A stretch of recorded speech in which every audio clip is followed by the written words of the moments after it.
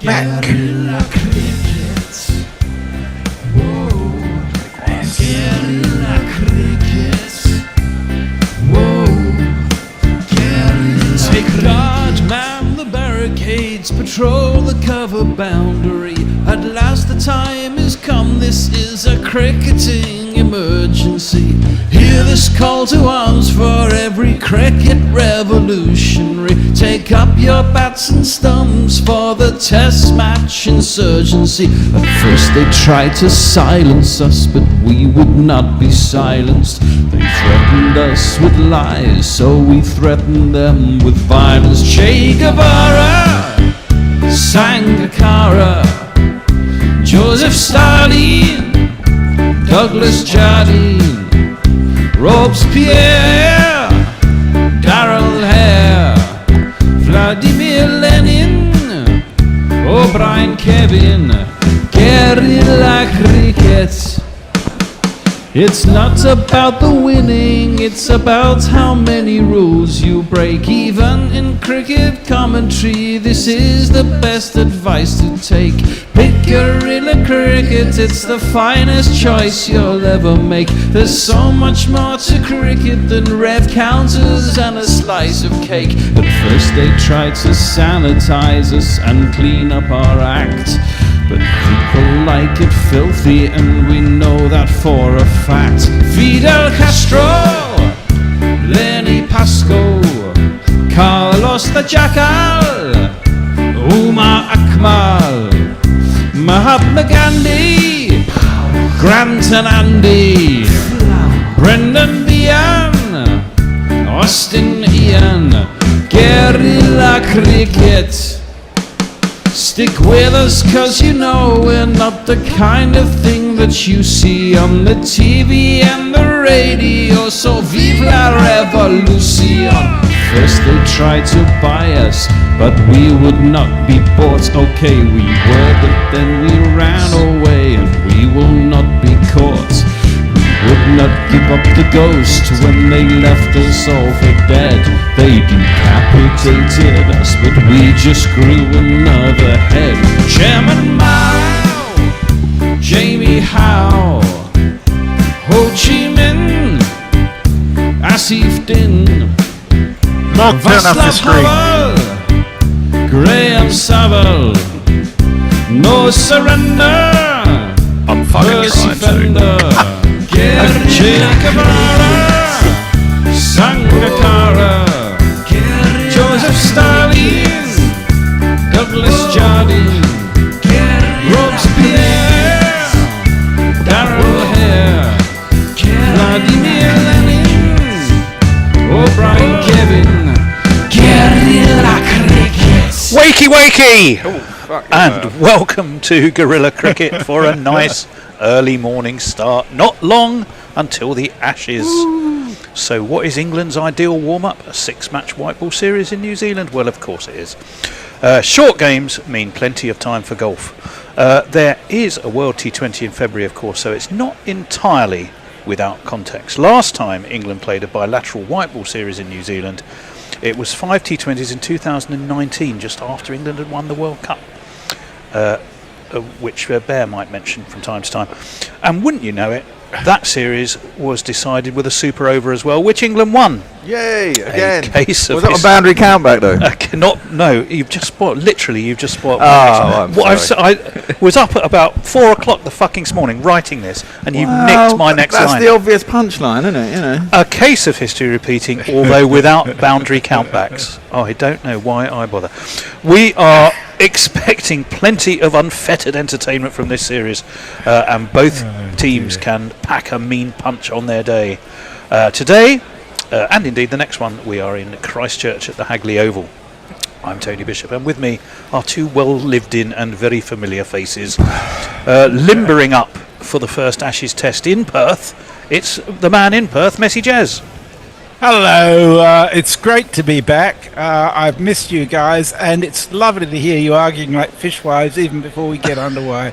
It's so familiar. Well, I feel like I'm putting on those old pajamas yet again, and it's a great place to be. So welcome I should mention, by the way, that the weather is currently fine. There's a possibility of a bit of a shower around 9 o'clock New Zealand time, which is about the end of the first innings. Oh, Lord. Well, the man who can barely contain his excitement at being up so early, he came roaring past me on his push bike as I was walking. Yes.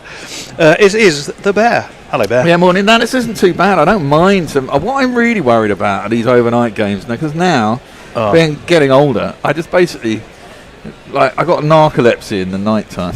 Oh dear. Well, that's good, isn't it? Because you're supposed to fall asleep at night. Could you go and let Steve Jones in? I could do. No, he's not there. No, he's out. No, he's out. He's here. He's coming into the studio. He's waiting to be let in. Oh, right. Okay. Yeah, I can do.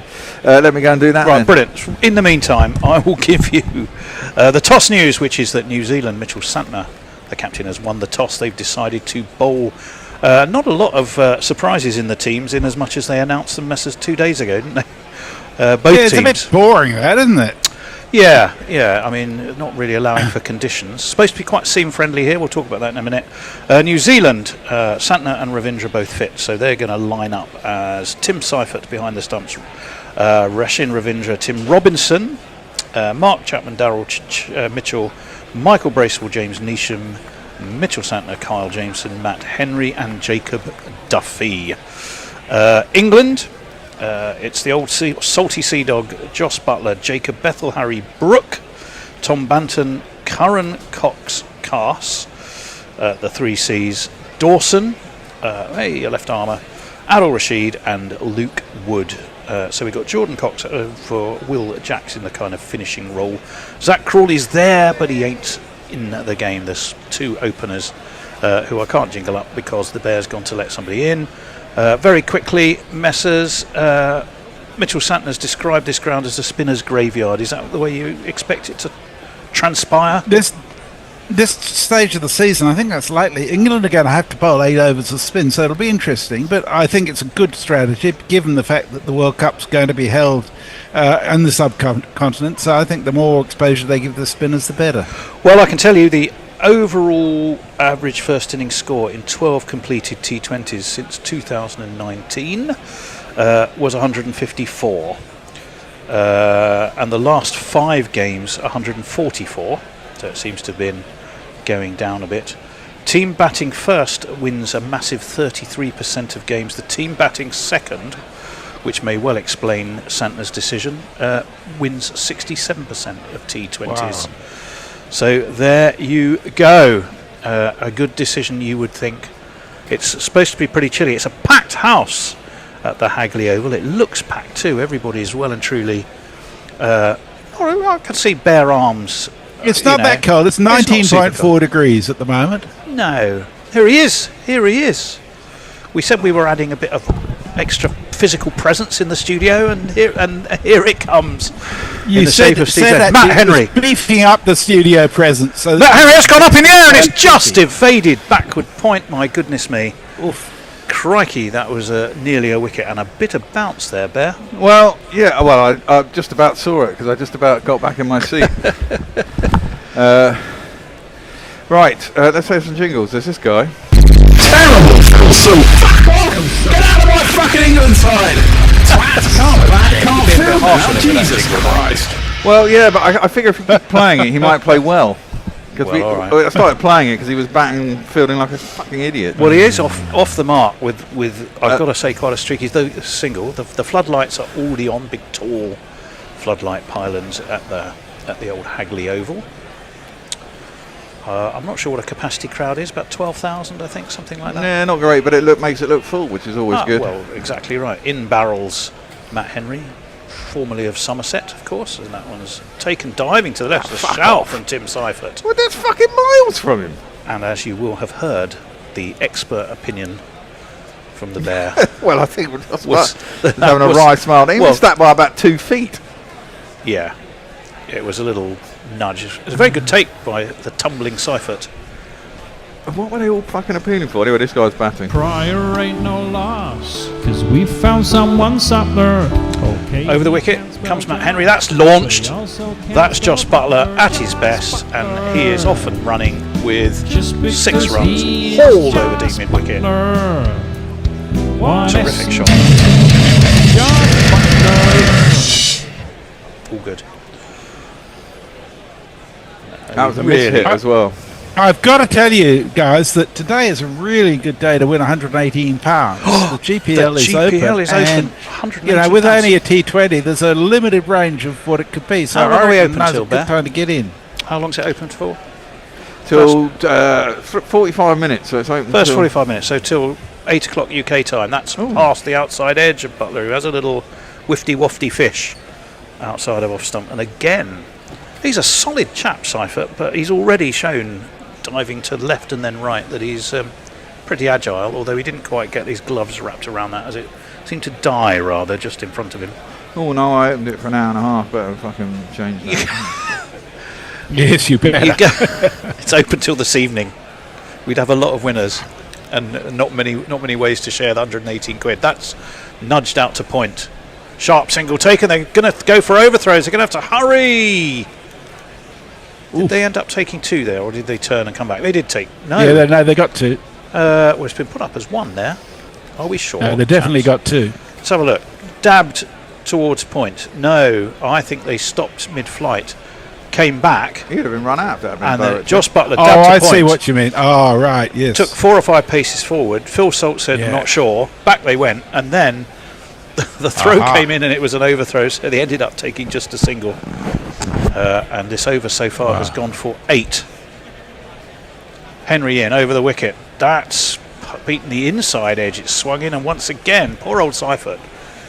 In 6 balls of this over, he's had to fling himself one way or t'other off 3 of them. And it finishes 8 off the over. 1 for Phil Salt, 7 for Josh Butler. Hold on, there was only 6 balls and over. How come that wasn't a fucking wide down the leg side? Because it went between bat and body. No, it fucking didn't. It went miles down the leg side. Did it? Yes. Well, how come he hasn't given the wide then? Exactly. That's my point, Tony. Well, I think we were watching a different ball, Bear. No, we weren't. I'm going to That's replay it outrageous. while you talk. There are 2 super chats, though. Hurrah! Both from the same person. Well, let's have a jingle for that. Because, the thing is, when you take a bit of time off here, you get a bit fucking rusty. So, I can't even remember where the oh, they're there, that's right. It's one of these, 2 of these. YouTube Prime Super Chat.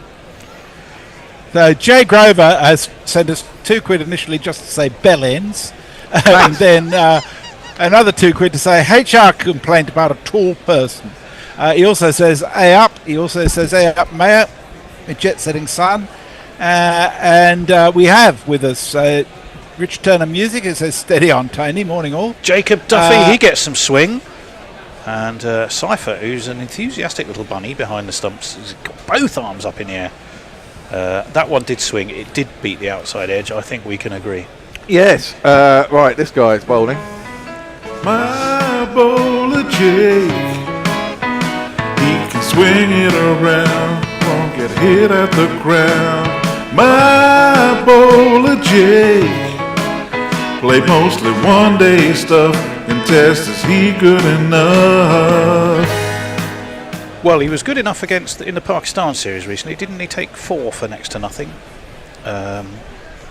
For New Zealand. Down the track comes Butler, but doesn't really get hold of it, and it's just straight out to sort of a wideish extra cover, which is the captain Mitchell Santner himself. He's had quite a long spell off with injury. Didn't he get injured in the Champions Trophy? Who? Santner. Hasn't done an awful lot since then, if my memory serves, and it doesn't quite often these days. No. But I know he's been injured. He was. I think he was. As after is that, but Kane I think Williamson. he's been back for a while. No, yeah, Kane. Kane's got an unspecified medical condition, which is a tad worrying, which I kept him I out don't at the wanna end of the play. season for Middlesex. Well, I don't think it can be that. That's short and pulled by Salt through square. Is it going to make it all the way? No. There's a man sweeping around on that deep square boundary. Looks like a very big boundary one And side they take and 2. very short the other. Well, maybe that's. We're back down to Antipodes and fucking Tashes, aren't we, as well? We're going to spend the whole winter looking. Oh, at slug. God, that's a shocker, isn't it? Ugh, Jesus. That's a real slug crawled up there and died job, isn't it? Yeah. 11 without loss, England, going nicely. Could have lost a wicket off the first ball, though. In comes Duffy. That's edged high. Is there a man at third? There is. It's taken brilliantly, diving forward by the man who shot John Lennon. And So I think you should replay Salt's jingle rather than an out jingle. Well, exactly. Salt has gone. Terrible, Phil Salt. Fuck off. Get out of my fucking England side. Twat.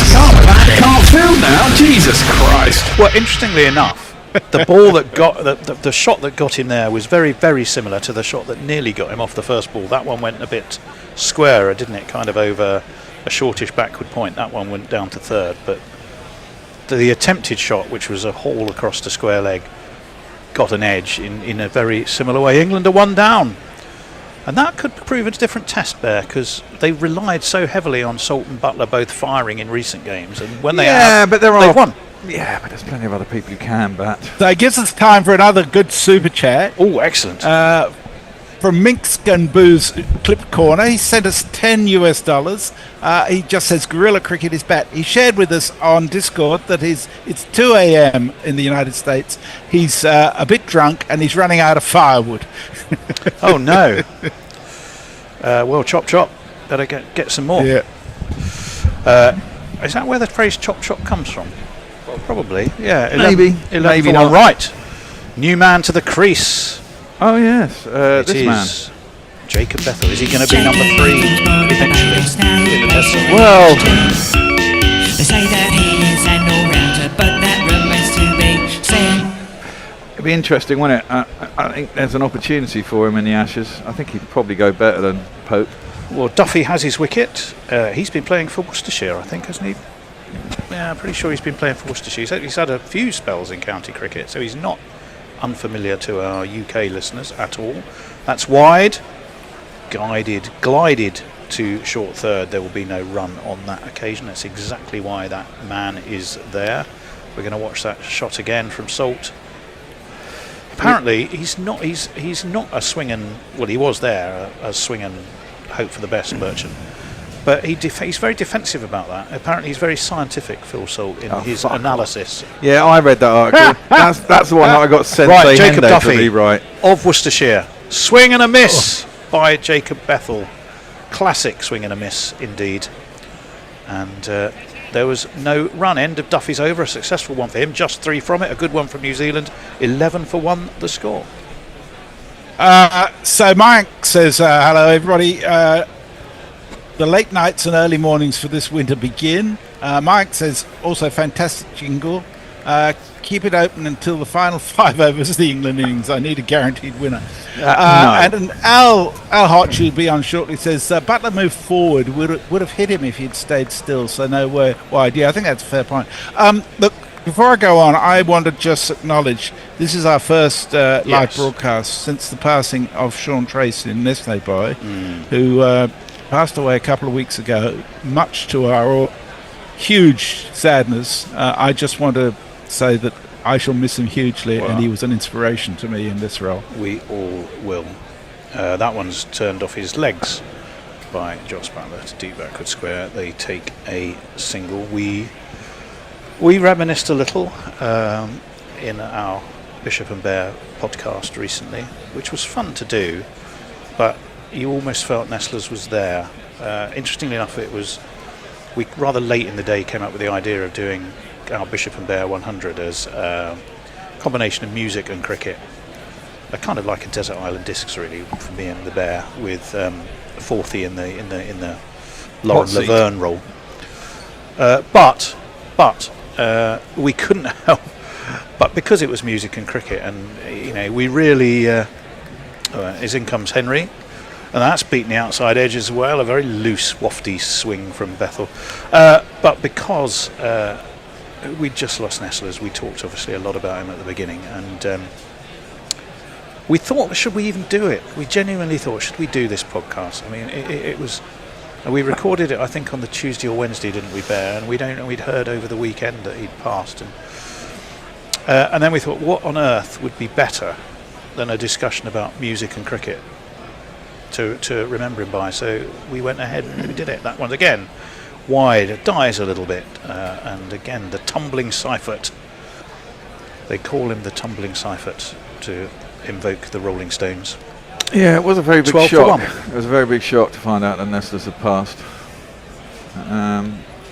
He wasn't that old either, and it's just horrible, really.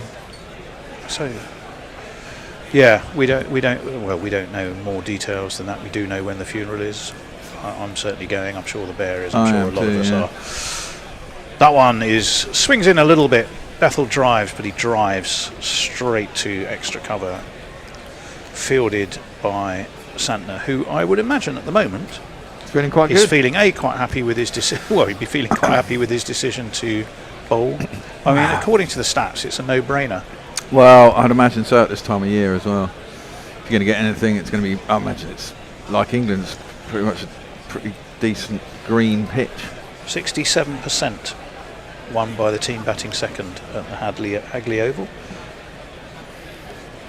And again, it cramps him for space. Bethel wasn't quite sure what he was doing there. He came down the track, but the ball was a bit too full for him, close to his body, and he couldn't manoeuvre it anywhere really. It can be a slow starter, Bethel. He has gone for a very blonde look. We can only see the bits that's hanging out from underneath his batting helmet. But it looks like the peroxide has been given a good workout. 12 for 1. Quite cloudy. The weather cave did alert us to the possibility of a New Zealand shower or a Christchurch shower. That's nicely turned off his legs. And Bethel will be underway with a sharp 2.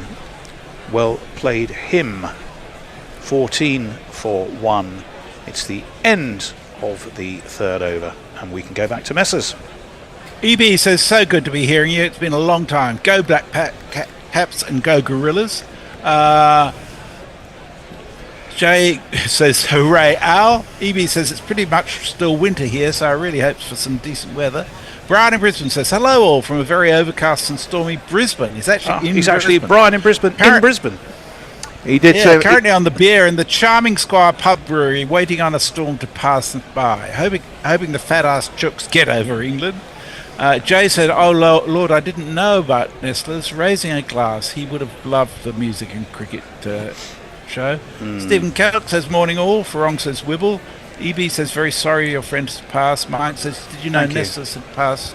Didn't know Nestlers had passed. R.I.P. big man. Yeah. Nuevo since £4.99. Good morning. Tremendous, GC. Great to see you back and easing us into the colder months up in the northern hemisphere. That's a wide down leg. That one was a wide bear. We can absolutely agree that was wide, can't we? That was definitely a wide. That was a proper wide. Donovan Koch is the umpire. Even he's laughing because that was a shocker from Duffy, and England will take the free one at the moment. They've not found things that easy after the departure of Wayne Knights. Distant cousin of Boogie is the other umpire. That's nicely turned off his hip by Butler. The deeply mustachioed who is that we decided down there with the tash slug. with the real super slug, the hairy slug. We're going to Jacob see him if he turns around. It's Tim Robinson. Not the ex-England opener. Not the ex-England opener. We've got quite similar hair, actually. Yeah. Quite similar hair. 16 for 1, England. Jacob Duffy played in the 100.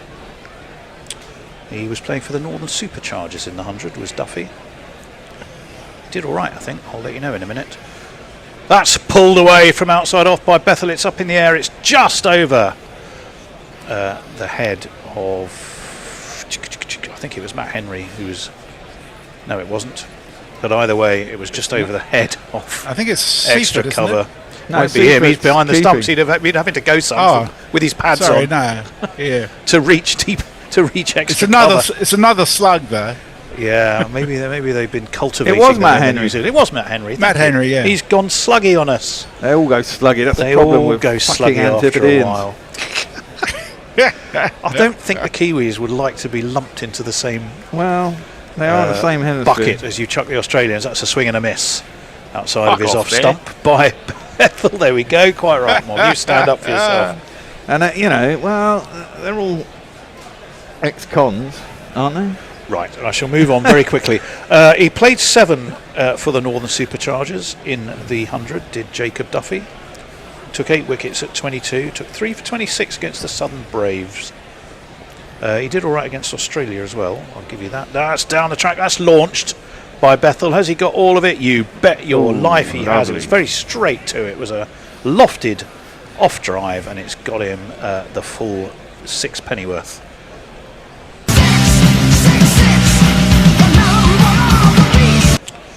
2 for 29, 1 for 13 and none for 31. His slightly diminishing returns in the Australian game. It was 2-0 that series, wasn't it, to Australia? Which one? New Zealand and Australia. God. Recently just completed Bear. Pulled outside just again. Well, that was a good shot, has though. Just evaded what would be sort of short mid-wicket. It's gone for 4 anyway. I think that's the first 4 of the game. Yeah. 2 sixes and a 4. That's a good shot. He's got strong arms, isn't he, Bethel? Yeah. Strong arms. The one thing I like about Bethel is he plays pretty straight as well. He plays in, even when he's doing that sort of shot, he goes straight. It doesn't complicate things with trying to hoik stuff too square. And Jacob Duffy may have been decent in that series against Australia that we've just alerted the Bear to. No, I knew it had gone, but he's getting thumped around a bit here. What's he got? That's a better ball though. It swings in.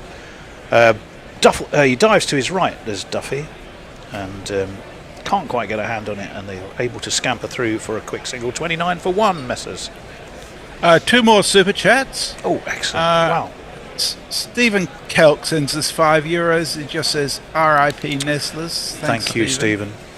And Jay Grover sends us £20. He says, in honour of me never guessing Nestler's hat, feeling weirdly upset, he'd want the cat to eat his face. I think that's almost certainly true. He would. Yeah. Yes. Right. We should. Get our mind back on the game. The other thing, though, having said that, in the podcast, I know it sounds weird. I genuinely felt he was listening. yeah. Because we talked about him so much, and I was every one of the musical selections for both Bear and I was thinking, wonder if he'd have approved of this one. 29 for 1, Matt Henry over the wicket to the left-handed Bethel. Oh, that's gone straight up in the air. He was trying to pull it. Someone's going to be underneath this. It's the bowler himself, the hairy slugged Henry, and that's easy meat. 29 for 2. Another easy catch for New Zealand. The first one wasn't so easy, was it? Nah. I can't remember, actually. I won't look back, 'cause by the time that I do, you'll be gone. Gone for 15, Jacob Bethel, caught and bowled, Matt Henry, 13 balls. I think they're finding it quite hard going here. Not a surprise, really. Yeah, I don't think it's the easiest wicket for a T20. I think it's probably early season wicket. Bowlers will be on top. And the problem with the T20 is, of course, if you do get a reasonably low score, it always feels like the oppo is going to win. You've got to bowl exceptionally well to drag it back when someone knows what they've got to chase. Highest ever team innings here was 208 for 5 by New Zealand against Bangladesh in 2022. That's why T20 standards these days is massively high. Which isn't massively high, no. The overall 154 in 12 completed games. Wow, so that is low, really. That's, since 2019. Easily chaseable. And in fact, it's gone down. If you just look at the last 5 T20Is here, it's only 144. Right, Skipper. It's England's captain. It's Harry Brook. He wants momentum, he said. He's going to have to try and provide some, because England not the quickest of starts and 2 wickets down. Interestingly, I haven't got his jingle in here. What? No, Harry Brook? What? It's all right. I've got another super chat from Ombre Nuevo, sends us £1.99. Rest well, Nestlers, we will miss you. Yankees 7000 asks, who is Nestlers? Nestle Boy was the very first person to send in a social media comment to originally to Test Match Sofa. He sent an email which was read out and became the master of social media. Shout. Look to me to be going down leg bear. I'd never have given one like that. That looked pretty close to me. Anyway, I'm going to play the captain's jingle. Harry Brook is Yeah, I'd have reviewed that. Oh, they are reviewing. Yeah. That was fun to me. Umpire Cox got one of those. Who was it first? Who was the umpire who first did one of those big sort of arm Oxenshield, wasn't it? Oxenford. Bruce Oxenford, was it? Yeah. Anyway, he's got one of those. That looked pretty close to me. They seem to have improved the design a little bit. I'm sure it's just as tough, but this one seems more perspex-y and lighter to wear. Let's have a look. Yeah, to me that it's going to be missing leg, I think. it might be missing leg. It might be clipping leg. I If think it's it's clipping leg, clipping it's leg. given not out Yeah. by umpire Koch. I wonder if he calls it Koch. You don't. Umpiring or refereeing is the sort of job where you don't really want to be called Koch, isn't it? Yeah. Well, those American Let's have a sitting look. those The impact's schools in are close, line. don't they? It's missing the top of leg to the right-hander by a couple of inches. Umpire Koch waves his arms, just as well he's not called umpire arms. And it's 29-4-2. We haven't changed at the end of this over. Oh, we are. It's going to be Owl. Back in action. I see hula hoops are sponsoring England now. Bloody! I thought that was restricted to the bloody 100. Well, yeah, they're obviously well in with the ECB. Right, Matt Henry over the wicket. He comes down the track, swing and a miss, goes inside Harry Brook. Now, I'm not saying I'm right or wrong there, because I do get things wrong. I'm prepared to admit it. That's what I thought happened to the ball we were discussing earlier. No, they were miles down leg Well, all right. No, I had a look at it. What happened? Butler did go charged between down body the and wicket. Yeah, sorry, Masters. Yeah, but Butler charged down the wicket to that one, and Al was right. If he'd stood in his normal spot, he would have hit him. I don't think so. Got it. Right, well, Harry Brook, not off the mark yet. That's caught him high on the pad, pops up in the air. I don't think there was bat on it. In comes Matt Henry to keep him honest, and there's no run. They're missing a lot of players, New Zealand. Obviously, we got Williamson missing as being one of them. There's a few others not in contention who would normally be, I think, but it's still a pretty strong side they've got out there. Something's making messes. Yankee 7000 said I had the honour of emailing Test Match Safer as well. That says RIP Nestlers. Stephen Kelk says the hairy slug references remind me of the joke about the hairy lipped squid. Oh, let's not go there. Possibly. I'm intrigued, but I'm not sure I should be. That one's driven it off. No run. Good over this from Matt Henry. A wicket, 4 dot balls. He's only got one more ball to bowl of indeed our spell, I think, chaps. But more importantly, of his third over, and it could be a wicket maiden. He's going to be bowling it to Harry Brook, who is struggling to get himself off the mark there. Well, so did Jacob Bethel. He had 0 off 6, didn't he? And then got 15 off 12. I mean, you can catch up. It's a T20. A couple of boundaries and suddenly you're back up with a rate. Over the wicket he comes. Like He's that. got hold of that. That's launched over deep mid-wicket. I've had enough of this. Finally, Brook connects. He's got 4 to close out the over. It's not going to be a wicket maiden. 1 for 15 for Henry, 33 for 2. England, Brook on 4, Butler on 10. A little change of room, and we can go to Messers. So this is a jingle. Hold on, well, this is a jingle supplied by Nestors. The 4 by the Ramones. 1, 2, 3, 4. And I shall get out. You're going to have to come in. I'm going to have to go that way, am I? Righto. How appropriate, because we have another super chat from Joe Grover for £5. He says Nestors was the master of social media. He edited the fuck out of my comments. Not just you, Joe. Don't take it personally. Rhubarb WD says good morning. I guess Bethel won't be playing in Perth then. And the next one is from Stephen Kelk for you. Morning, Al. See you later. Thank you, Stephen. Thank Hello, you, Al. Jez. Get off. It's going to be the cyborg that is Kyle Jamieson who's going to bowl this next over number 6. And he comes, and this is on the leg stump, and it has been splayed over deep mid-wicket by Butler. Now, did that bounce just inside the ropes? Yeah, it did. Yes, it did. Yeah, it did. It was a lovely shot, though. 2 + 2 is on man. 2 + 2 is on man. Pretty much identical to the ball that got Harry Brook off the mark. Just on a length, on off, and clipped beautifully, and Jameson, who I have yet to jingle up, has gone for a boundary. Out.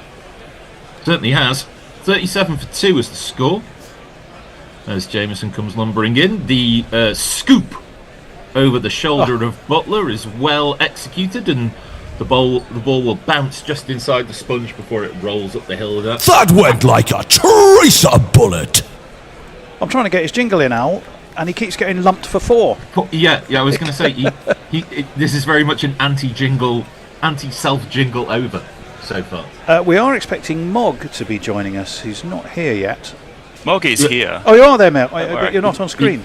I'm just suffering some unexpected technical issues with the visuals behind the presentation. That's the story of how Kyle. And Jameson is in again. Butler moves to the leg side. Bunted, really, just to the left of mid-off. But there'll be a single. Didn't they rather miss a trick there, stems the building. Butler? Because, I mean, it was swinging away, it was going down leg. Butler stepped across, and he just stroked it without any real intent to mid-off. Got a single.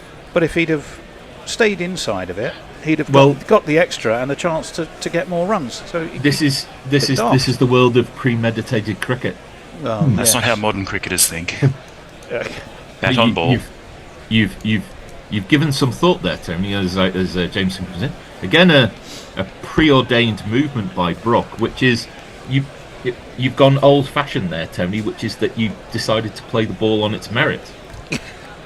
Far be it from me to be ever thought of as old-fashioned. And there's your problem. Lord forbid. But blimey, the bear is excavating the fridge of old bottles of milk, and I swear to God, there was one where the milk in it was quite walk out on literally solid. Well, it could have done. It literally looked it's more like a tub of ice cream. Excavating bottles of yogurt and cottage cheese. I was going to say we need to have a chat about that before the 5th test. Slower ball from Jameson. Brook waits, plays it through mid-wicket, fielded on the edge of the circle, but there's plenty of time for a single in this format. Brook's on 5, Butler's 19 as we've got one ball left of this 6th over, and the end of the power play will come with the end of this over. 43 for 2. Advantage New Zealand, chaps, would we say? Yes. For 2? I would say 2 down. I mean, power play under 50, you'd say you're going all right as a bowling side. 2 wickets down. A third one would make it very much advantage New Zealand.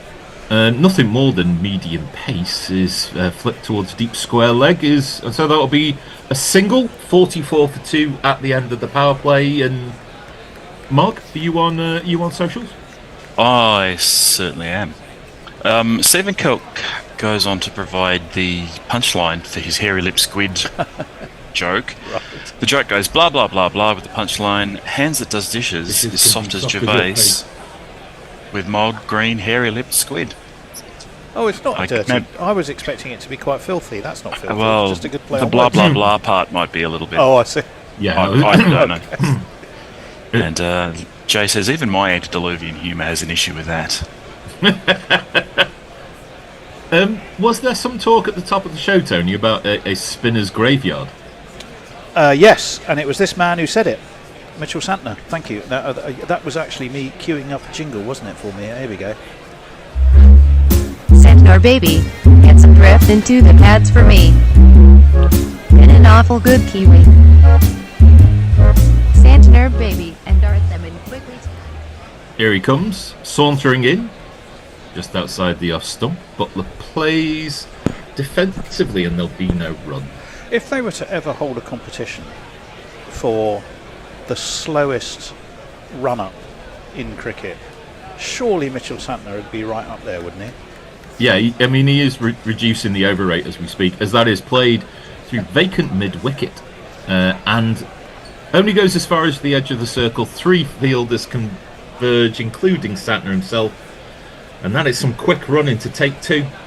I would be intrigued to see him in slow motion because it literally would be barely moving. It would be like literally a freeze frame, wouldn't it? It's the most languid, amberly run you'll ever see. Yeah, it's quite loose, isn't it, really? No, I may bowl, I may not. That's a beautiful view we're getting at It is, Christchurch. Absolutely gorgeous.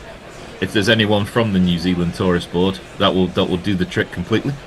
Butler, again, a half step back to the leg side, push between point and cover, single taken.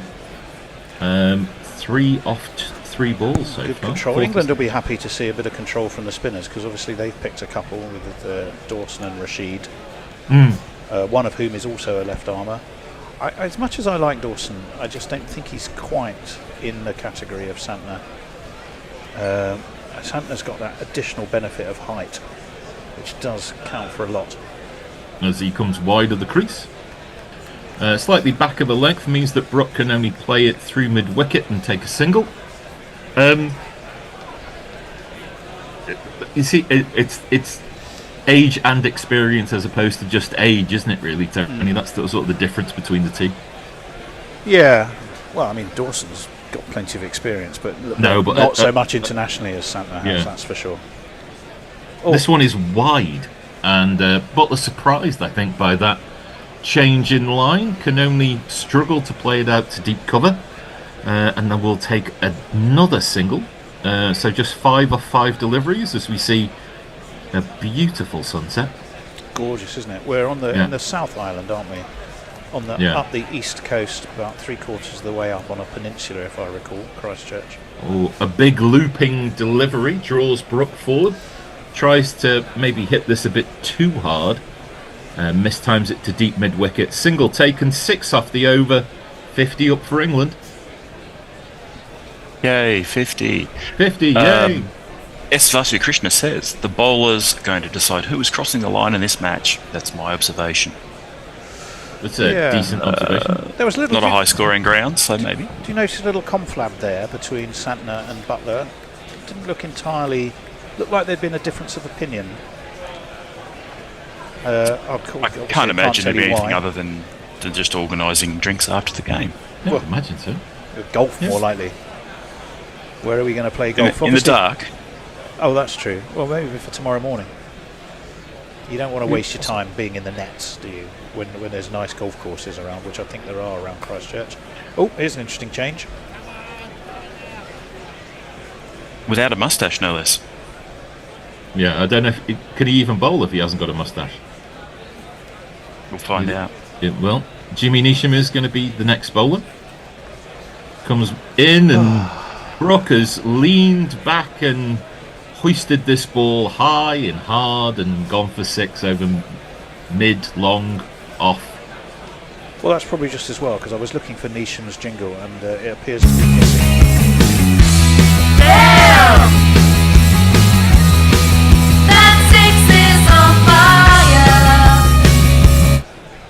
It's almost as if the Bear didn't look at the teams that were announced 2 days ago.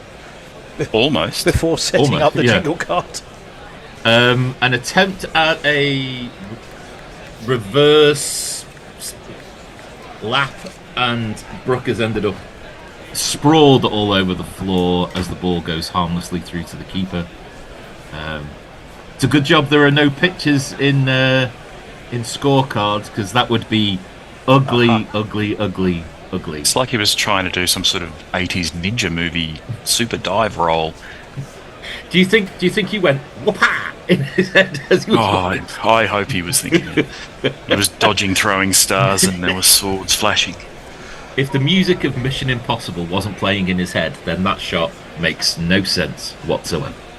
I found the jingle, so all right. It's called Jimmy Neesham New. Is that you, Mog? No, it's Jeff Perkins actually. So it may well go on for about 4 minutes. No, 9 seconds. We'll have a sample as after this delivery as Neesham is in again. This one is flicked towards long leg by Brook, and with nothing more than a flick of the wrists. That's the second 6 of this over. The number of the day really hops and kicks. The number of the day is 666. I mean, that was all wrist, wasn't it? The elevation he gets on that with literally a complete economy of movement was quite extraordinary. I think we've established he can't bowl without a moustache. He's gone for 12 off 2, hasn't he? Something for the youth of the future, as this one is played slightly uppishly towards mid-wicket. Gets as far as the edge of the circle and will stop the carnage with a single. There's Daryl Mitchell. Dazza Mitchell. Just to be clear, I don't think we're collectively anti-moustaches, but there's just a certain type of moustache, particularly the one that accompanies a mullet in my book. Anyway. Yeah, the AFL We'll teach him, Jimmy Neesham, unleash him, Jimmy Neesham. There he was. Yeah, the Brisbane Lions would like to have a word with you about that concept. Oh, there's some awful contrivances for facial hair in that. Yeah, as Mark goes for a slight lie down now, as we come to the 5th ball of this 8th over. Again, just military medium, just slightly back of a length, pushed towards deep cover by Butler. Maybe wisely trying to bring Brook onto strike. 64 for 2 with 1 ball left. Glenn Phillips, of course, he's another name that's missing. Brings so much power. I think he's had a long-term groin problem. He's been out for a while. Devon Conway end up retiring? No, he's in this series. I think he's... in the squad, or is he in the side? I haven't actually checked. I think he might be in the side. I'll tell you. No, last he's not ball in the side. of this over. And that's bowled him. Good lord. It was going down the leg side, and Brook has tried to manoeuvre that, and I think it's done nothing more than come off the pad and hit the stumps. And after taking a fair bit of tap in this over, Neesham has the final word.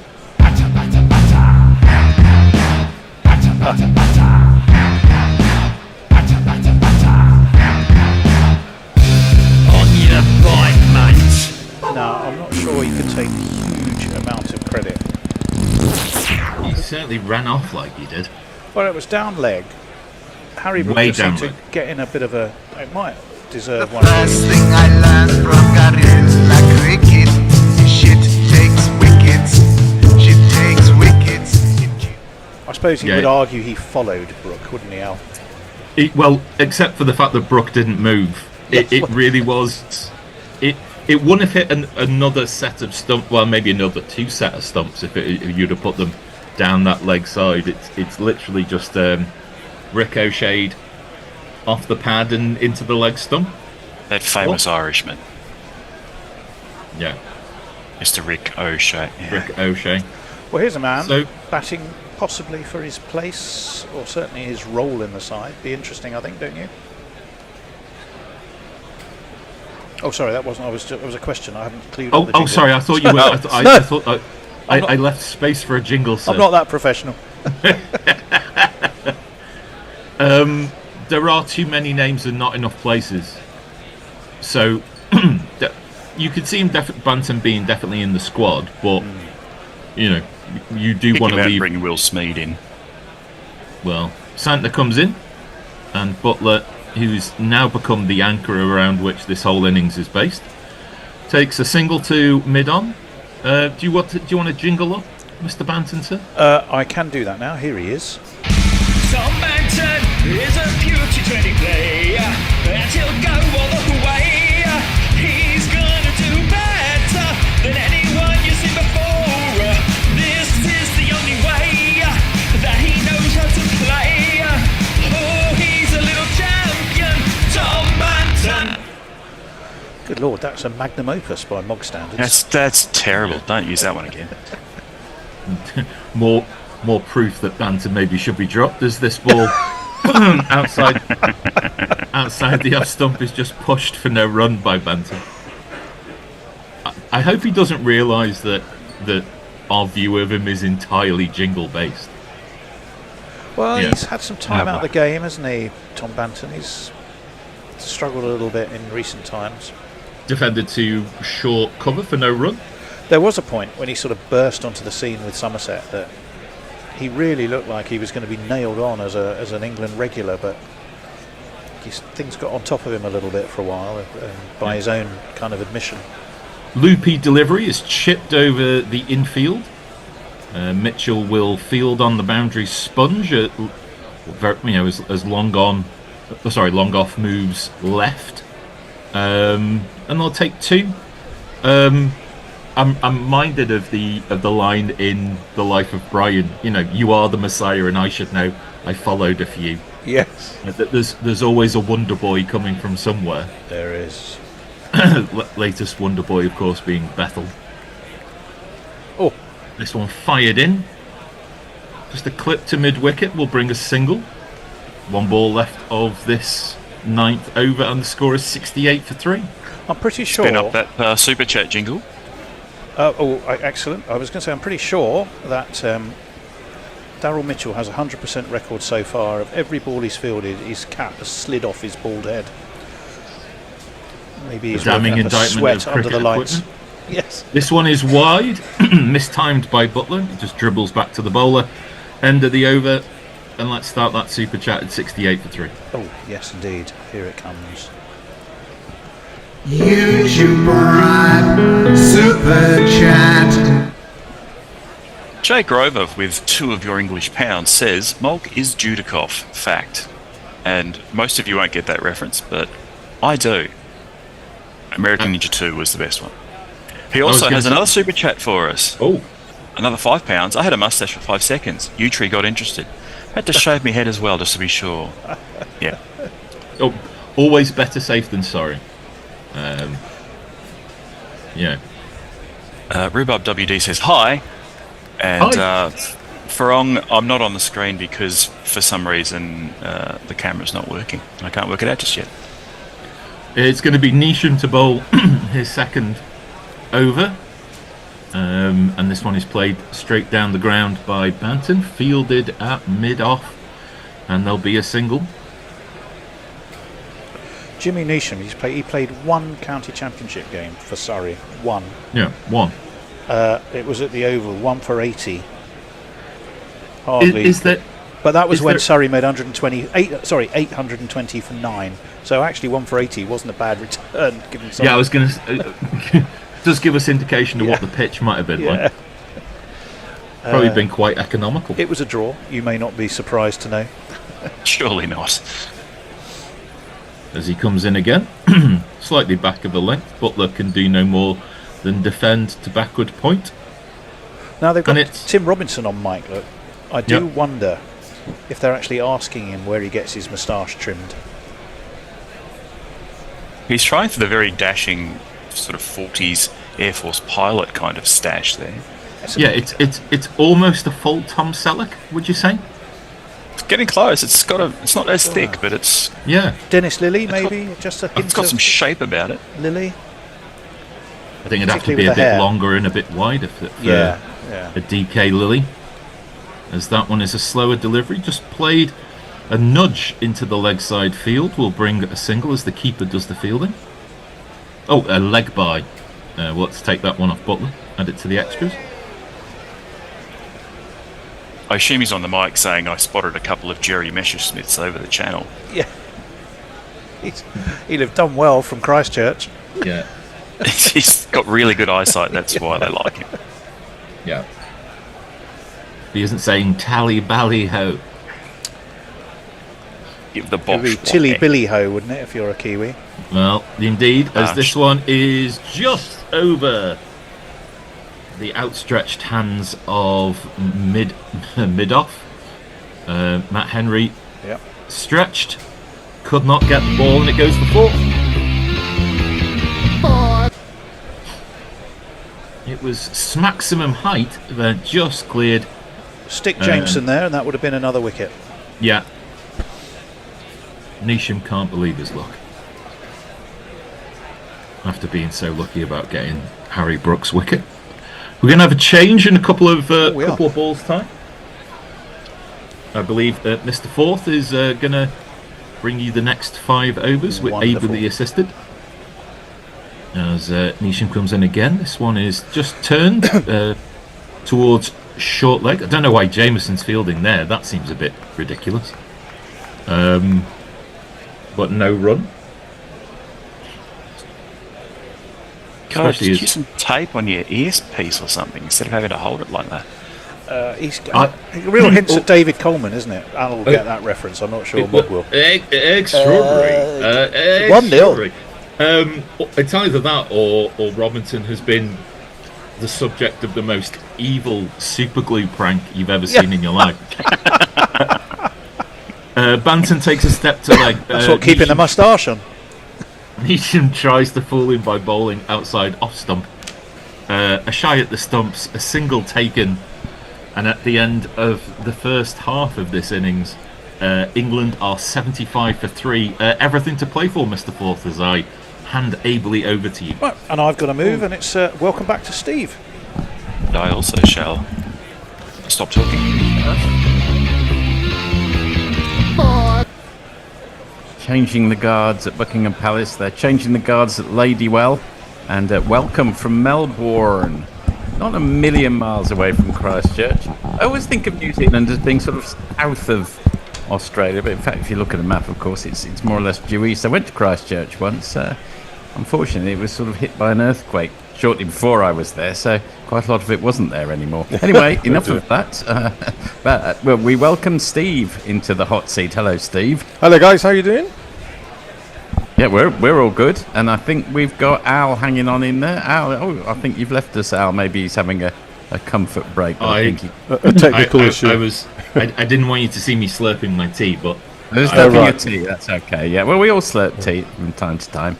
That's good. How are you, Steve? I'm very well. I've just realised I've left my glasses in the green room, so I'll just grab those and I'll be back. So Steve's gone to get his glasses. Al, if you're not only listening to it, I am absolutely listening to you. I totally am. No, he is. But I was saying, if you can't see him, if you're just listening in, Al has just knocked his glasses up onto his forehead because he's looking at this. I've reached that age. I can see the names now. That's good. Oh, that's good, isn't it? Everything's I might be able to do the jingles now. So. I was short-sighted when I was young, and now I'm long-sighted. Apparently, it's quite unusual. Just replaying some of the wickets that have gone down. Yes, don't get toned. I just thought for a split second they'd started again, but no. So we're 75 for 3. The advantage, I would say, very much New Zealand's at this stage. Agree with him. Yes, it is. I think, as Bear was saying, early season, the pitch is hard to adjust doing. Then they've just arrived off the plane. They've got their minds on golf and the Ashes, and then this match probably in that order. So. Yeah, New Zealand will certainly be favourites from here. Have you ever been to New Zealand, Steve? No, the nearest I've got to it is Sydney. Did 4 weeks in Australia many years ago. Steve, can you pass a message on to the green room for me, please? Of course. Mr. Henderson has quite ably noted we need a screen adjustment for 2 Zoomers. Yes, we do. We're back into the action. Santner comes down. Screen adjustment. Who launches it into the air. Oh. It's been taken. He was just 2 yards too short. A very nicely judged catch at the boundary edge there. I think that Carl Jameson, he needed the big man as well. And he just teetered for a moment. Was he going to overbalance? Shades of the 2019 World Cup final. But no, the wicket has fallen. Banton has gone. All the high, not enough out. Exactly right, yes. In fact, it was Jimmy Neesham under that catch, and he did indeed judge it very well. Banton's gone for 9 off 9. Just looking for probably looking for a jingle. Poor old Steve's just got into the hot seat and straight away first ball. He's got to. I'm playing them, but there's no sound coming out, so. This is classic early season cricket in New Zealand. Early season guerrilla cricket. What I would like to say though is how good the new studio is. My word, it's fantastic. Have either of you been here yet? It's definitely too far away for Ian, and I have. Well, in fact, I have. You have. I was in the UK over the English summer, and I reported in from Ladywell. In fact, I even took my wife to Ladywell to meet the team. You're an exotic chap, Forthy. Yeah. That does make me feel slightly more guilty that you've been there for travelling from Melbourne, and I haven't from just outside Liverpool. The crowd says you're out. I have volume. And little Sam Curran's come to the crease, and Santner bowls to him. He's almost off the mark first ball, but no, just straight down to mid-on. Now, my wife said afterwards, it's got quite a student feel about it, doesn't it? I said, you should have seen the old Sydenham studio. Yeah, very, very series one of the young ones. Exactly. Santner in again, and rolls his arm to Curran, who is off the mark, goes down to And long. here is his jingle. Is he a batter or bowler? Sam Curran. What's his distinguishing feature? Sam Curran. His dad's from Zimbabwe. Sam Curran. And he's beloved by Liz Yates. Sam Curran. Excellent jingle. I like that. That's nice, wasn't it? Butler's back on strike. Santner round the wicket to the right-hander. Butler just nudges in as the offside. There's no run there. People talk about he's obviously playing the anchor role, but I always think that's a slight misnomer, isn't it? Because if you're anchored, you're not progressing at all. No. You're just stationary, so you're not really playing the anchor role. So what should we call it for? Foundational? Yeah, foundational. Yes, that's better, definitely. Do write in if you've got a better metaphor. There must be. And, Butler opens up, but just squirms out on the offside, but at such little pace that they hurry through for the single. So do we think this is a dodgy wicket to be batting on? England are really struggling to get this ball away, aren't there? Lots of inside edges and misses. And yeah, I don't know whether it's dodgy or whether it's just a little bit of dew, or no, it wouldn't be dew, would it? Not at this time, but whether it's... Could I don't it know be what that New it is, but Zealand they're are certainly good? mistiming it. Yeah, there is that. New Zealand are good. There is always that possibility. What's their one-day record like recently? Quite strong, or Reasonable. Yeah. I think the one they lost in Australia, I think, didn't they? Well, that's everyone played down does. So. to long gone. Well, maybe England won't this time. And at the end of the 11th over, 78 for 4. Al's knocked his glasses up onto his forehead. Means we're about to hear some messages. Okay, Burnley till I die. Never mind changing of the guard. They're looking for a new Duke of York at the Palace. Jay Graver, hooray 40, hooray Steve, stop being tall. Stephen I'm Kelly sitting says, down. Why can't all commentators be called Steve? Well, we could change our name. We could be a Steve. Well, Messrs is suggesting I should be called Beefy, so I'm quite happy to be called that. Rhubarb WD, the nearest I've got to New Zealand is Yorkshire. Eric J says, Leah's finally saw your interview with A. Very good. Jay Graver, this is why Europe is strung together. And meanwhile, the GPL's closed. a familiar New Zealand name is into the attack. Michael Bracewell with his first ball, and they hurry through for a single. And they had to... he really did have to hurry. There was a shot at the stumps. Here's a jingle. Even if my club Bracewell sturdily keeps wicket, knowing how the Kiwis pick teams, he'll be just one of 5. I think it hit Santner, then bobbled over his back, and they decided to go for a single. The classic maxim of never run in misfield almost came to play, but a big dive into the crease saw them home, and the score moves on to 79 for 4.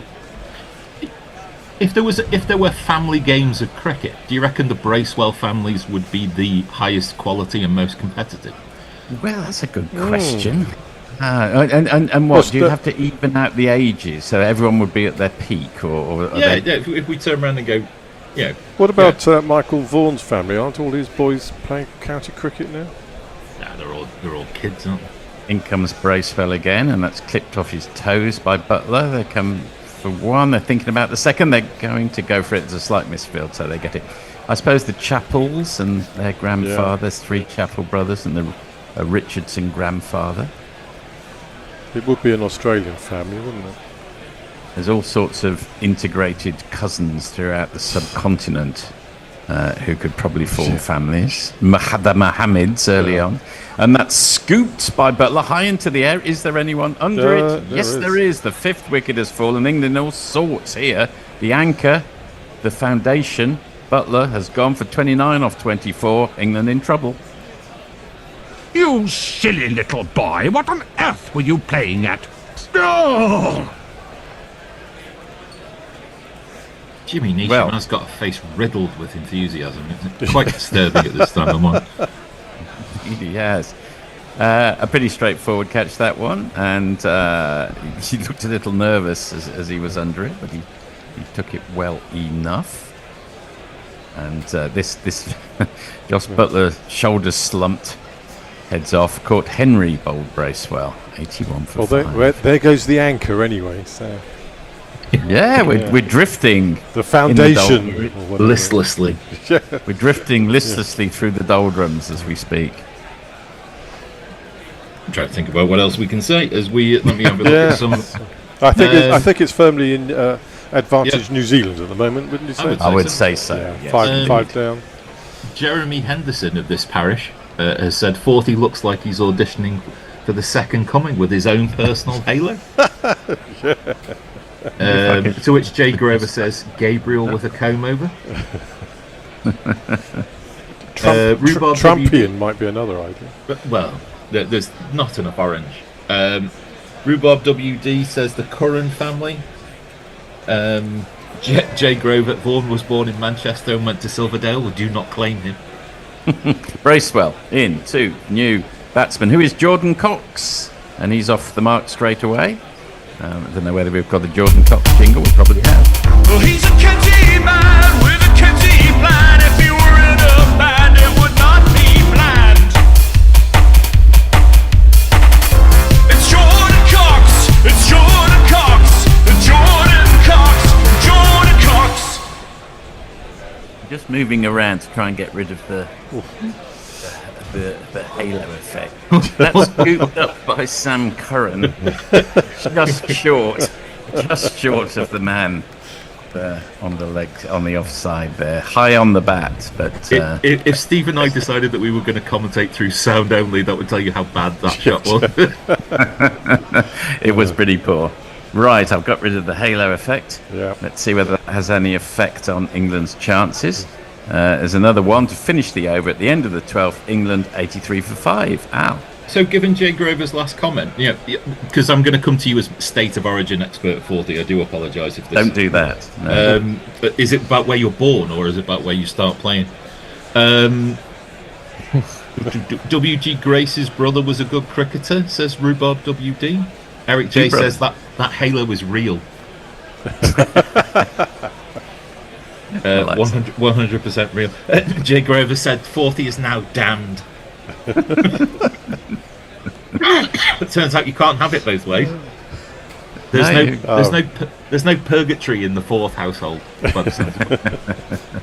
There is if I don't take my turn cooking, etc. There's plenty of gags to be had there. We've got a new bowler. I've actually got a dog under my feet. Oh damn it, Toby, you're in the way. Hang on, I'm just going to manoeuvre myself a bit. So it's going to be Kyle Jameson who's going to come into bowl. Jameson, there. Thank you very much, Al, for standing in for a second. Well, I've got one leg either side of Toby underneath me. That's nudged out on the leg side, and Curran picks up a quick single. For the new bowler. That's the story of how Kyle Jameson became a man. We're just going to check about whether the one leg either side of Toby fits under double entendre. Let's check with our judges. No, it's fine. It's absolutely fine. It's just, it's all in your mind if you thought there was anything. Just couldn't get his leg over. It's it's Jemison into Jordan Cox. Ooh. Slightly slower ball, and he's fooled Cox, but not sufficiently to get the ball all the way into straight down the throat of the man at mid-off, who's Santner, just on the bounce. Stop ball. It wasn't a very good shot, was it? No word. No. That was came out the back of the hand, wasn't it? The back of the hand, or it's almost like a leg spinner, that one. But anyway, he fooled him. It's a dot ball. Didn't quite fool. He got quite a bit of rotation on that, didn't he? I was quite impressed with that. He did. Yes, it was impressive. Jameson, Man Mountain, he's in again, towering over the umpire, and that's hit straight back in. For a big man, he's got down fast well, there. He didn't he? spread Wow. eagled, yeah. For a big boy like me, that was a pretty good effort, I thought. He's got a lovely touch for a big man. For a big man. Lovely. I hope you're talking about Jameson and not me. I mean, there are sort of earth tremors in this part of the world. I'm sure there was another one there as Carl Jameson hit the deck. It reminded me of the end of the Iron Giant. Oh right, yes, I've forgotten that film. That's all right. Okay, I mean, in comes Jameson again, and again he's sort of floated that one up, and Jordan Cox doesn't know how to deal with this. He's just sort of is actually an effective Yorker in the end. Quite a good Yorker, wasn't it? Yeah. Another dot ball. Been a lot of dot balls in this innings, haven't there? My word. He's almost bowled off and the occasional leggy at the moment, but pace off. They obviously know this ground very well, the New Zealanders. Look at that lovely skyline. Amazing. Blood, yeah. Beautiful. Incredible skyline. It's green, black, orange. It's almost like a flag we're watching there. It's really quite something. In comes Jameson again. Goes wider on the crease this time. All the variations, and he's duped Cox again, who can't even get bat on ball this time. So 1 dot, and Cox is 1 off 5. Curran's 5 off 7. This is not what the doctor ordered for England. It is safe to say, I think, that Cox has no idea about what's coming next. He does not. No. No, his blonde locks are looking very sorry at the moment, just peeping out the back of his helmet there. Yeah, I think he and Bethel have had some sort of a bet, haven't they, about going blonde? And both have lost. Yeah, I should have concentrated. Thinking about your cricket, not nonsense like that. Last ball of the over from Jameson, and this one's on the toes. Actually manages to get bat on ball. They do come through for the single, ruining Jameson's figure. There's 2 off the over. He's none for 12 off 2, and England's 85 for 5 at the end of the 13th. Don't know how he'll cope. So Burnley Till I Die, I watched State of Origin in Melbourne in 2006. Jeremy Henderson, I've got one leg either side of Toby, isn't something to admit it to every day. Lockie says bad outlook for Toby. Leah sounds like something the ex-Duke would say. Stephen Kelk, I spat my toothpaste out when I heard what thought he was doing with Toby. Jay Grover, that was nearly as far as physically possible from Tony, and he still corrupts you. Rhubarb WD, watching cricket before sunrise makes me feel like going to a cinema matinee in July. Brace fell in again, and Cox goes back onto the back foot. Yes, really middles this one, but straight back to Maxwell. I'm just going to make a shout out to my wife and her good friend Jane, who are listening in San Javier, southern Spain. Hello, ladies. Oh, lovely.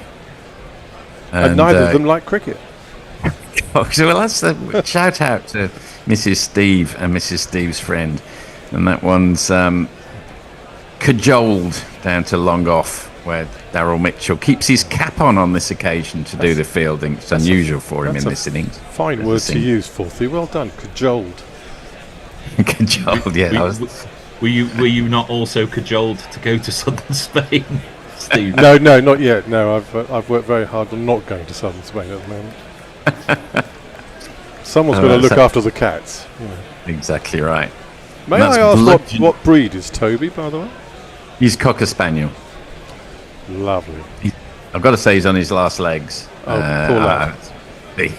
He's all over the place at the moment. That's a single squirted out on the offside. Last 15 balls, 9 runs, 1 wicket. Run rate 3.6. Not what you're looking for at this stage of a T20. And they scurry through for a single. That's squeezed out on the onside. They just make it. But singles aren't really going to solve the problem here. Seaford dragging along the ground again. He's been diving around like a goalkeeper, that boy. Yes, yeah. Shines Verdi says, let's get all the rustiness out of the system pre-Ashes. Although, of course, only 2 of these England players will probably feature in the first test in a month's time. Right, round the wicket comes Bracewell. There's an almighty and most undignified hoik at the ball. It's gone up in the air. It hasn't landed in anyone's mitts. It's gone for a single over the back of his head.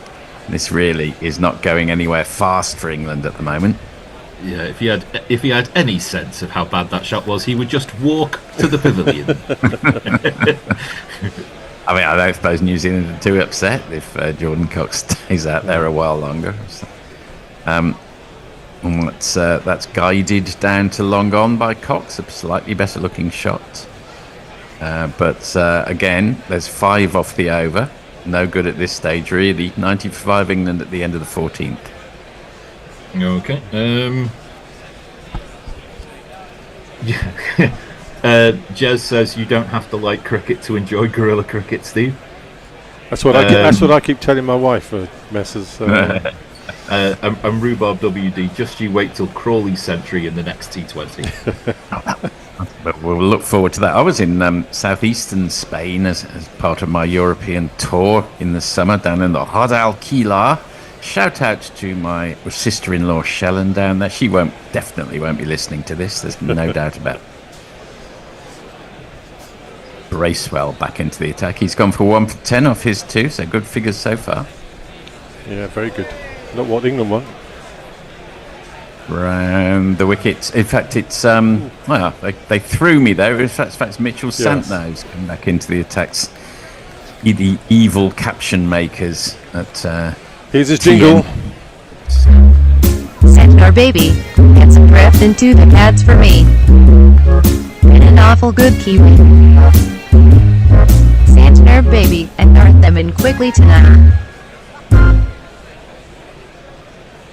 I was waiting for a final note on the jingle. It didn't come, and that was floated up outside, way outside off stump. And it was just persuaded over the inner ring by, I think, Banton there for a slightly pointless single. We were talking. Tony was talking about slow run-ups in world cricket. I do remember Ray Illingworth. You two might remember him. He had just about the slowest run-up I can remember to a crease as he bowled. Mitchell Santner drops it short, bludgeons, but straight to the man at short mid-wicket. No run there. Time since last boundary, 23 minutes, 29 balls. Almost our entire spell. Yeah, we've put the kibosh on this innings, haven't we? Yeah, boys? we've absolutely anchored the England in it. We have anchored it. I've made a right anchor. We've made a right anchor. And we've got 3 balls of our spell left. And that is French cricketed up into the air, but over the man at long off. Finally, the shackles of the anchors have been removed, and it's a 6. Damn! That 6 is on fire. I have a super chat. Sorry, Al. Oh, a super chat. Right, that was little Sammy Curran, by the way. That was little Sammy Curran. We'll do it after this next ball. Yeah, we've got 2 more balls to go, and then we'll do at the end of the over. And that's slightly fuller. Sam Curran can't do anything with that one. 13 off 12. We've got 1 more ball to go, and then we'll be a little bit of musical chairing. Burnley Till I Die says Jordan Cox is the new Chris Tavares. That is really, really cruel, isn't it?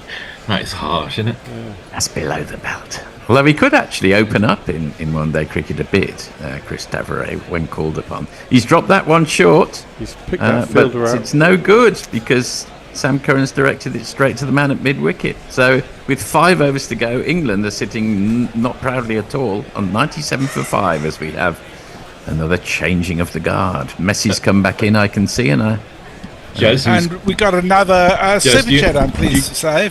Do you want to take both of those super chats, mate? Yeah, thank you very much, Al. You've done the one for Mrs. Steve, haven't you?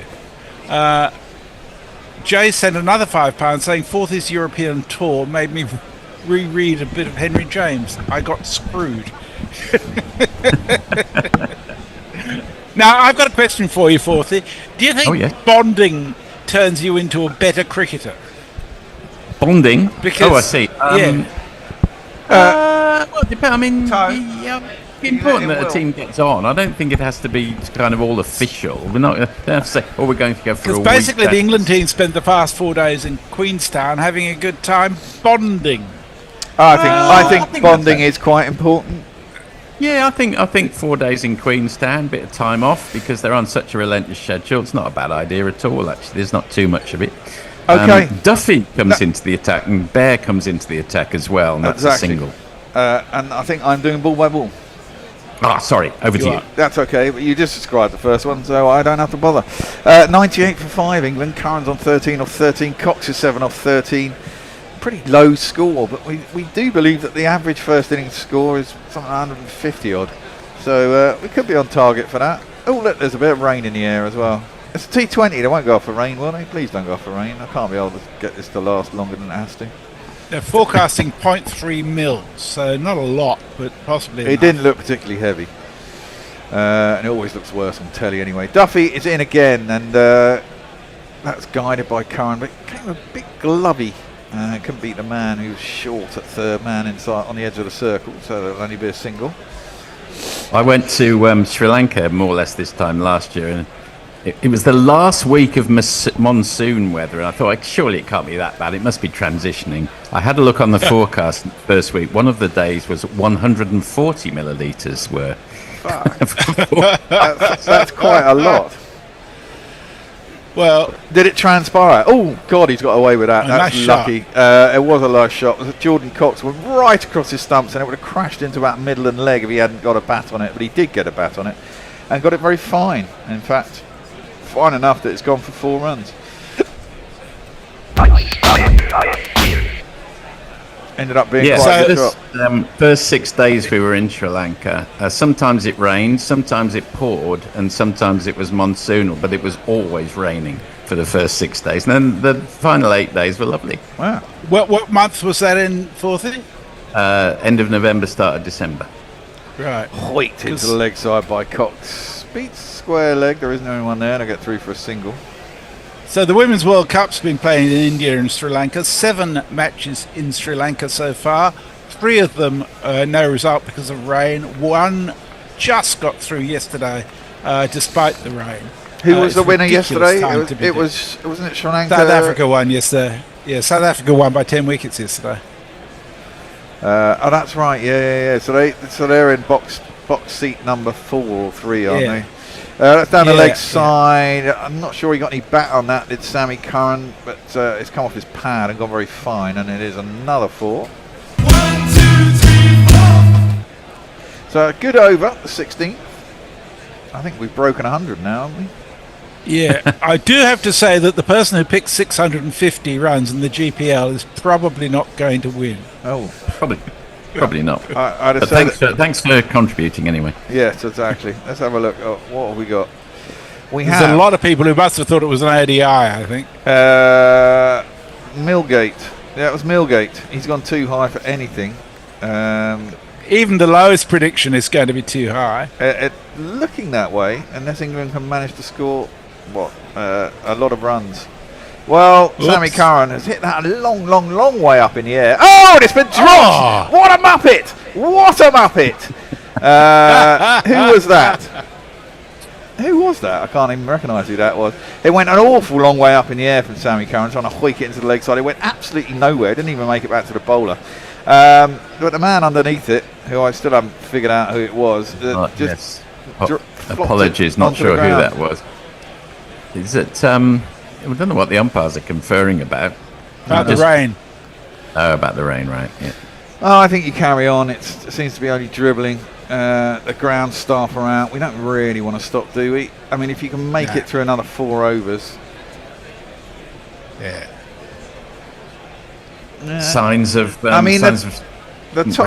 I mean, from England's point of view, they should go just hell for leather now, shouldn't they? They've got 5 wickets in hand, 4 overs to go, and it might get cut short. So just go mad, I think.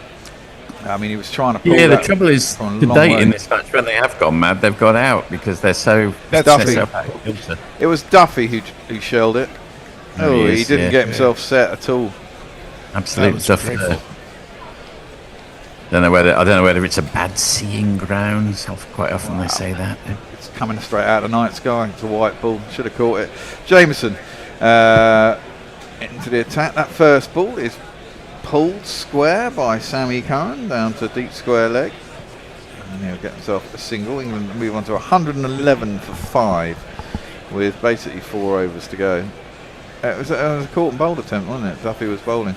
Oh, no, he never got set, really. Misjudged it in the air. Well, you can't blame anyone. It's off your own fucking bowling, eh?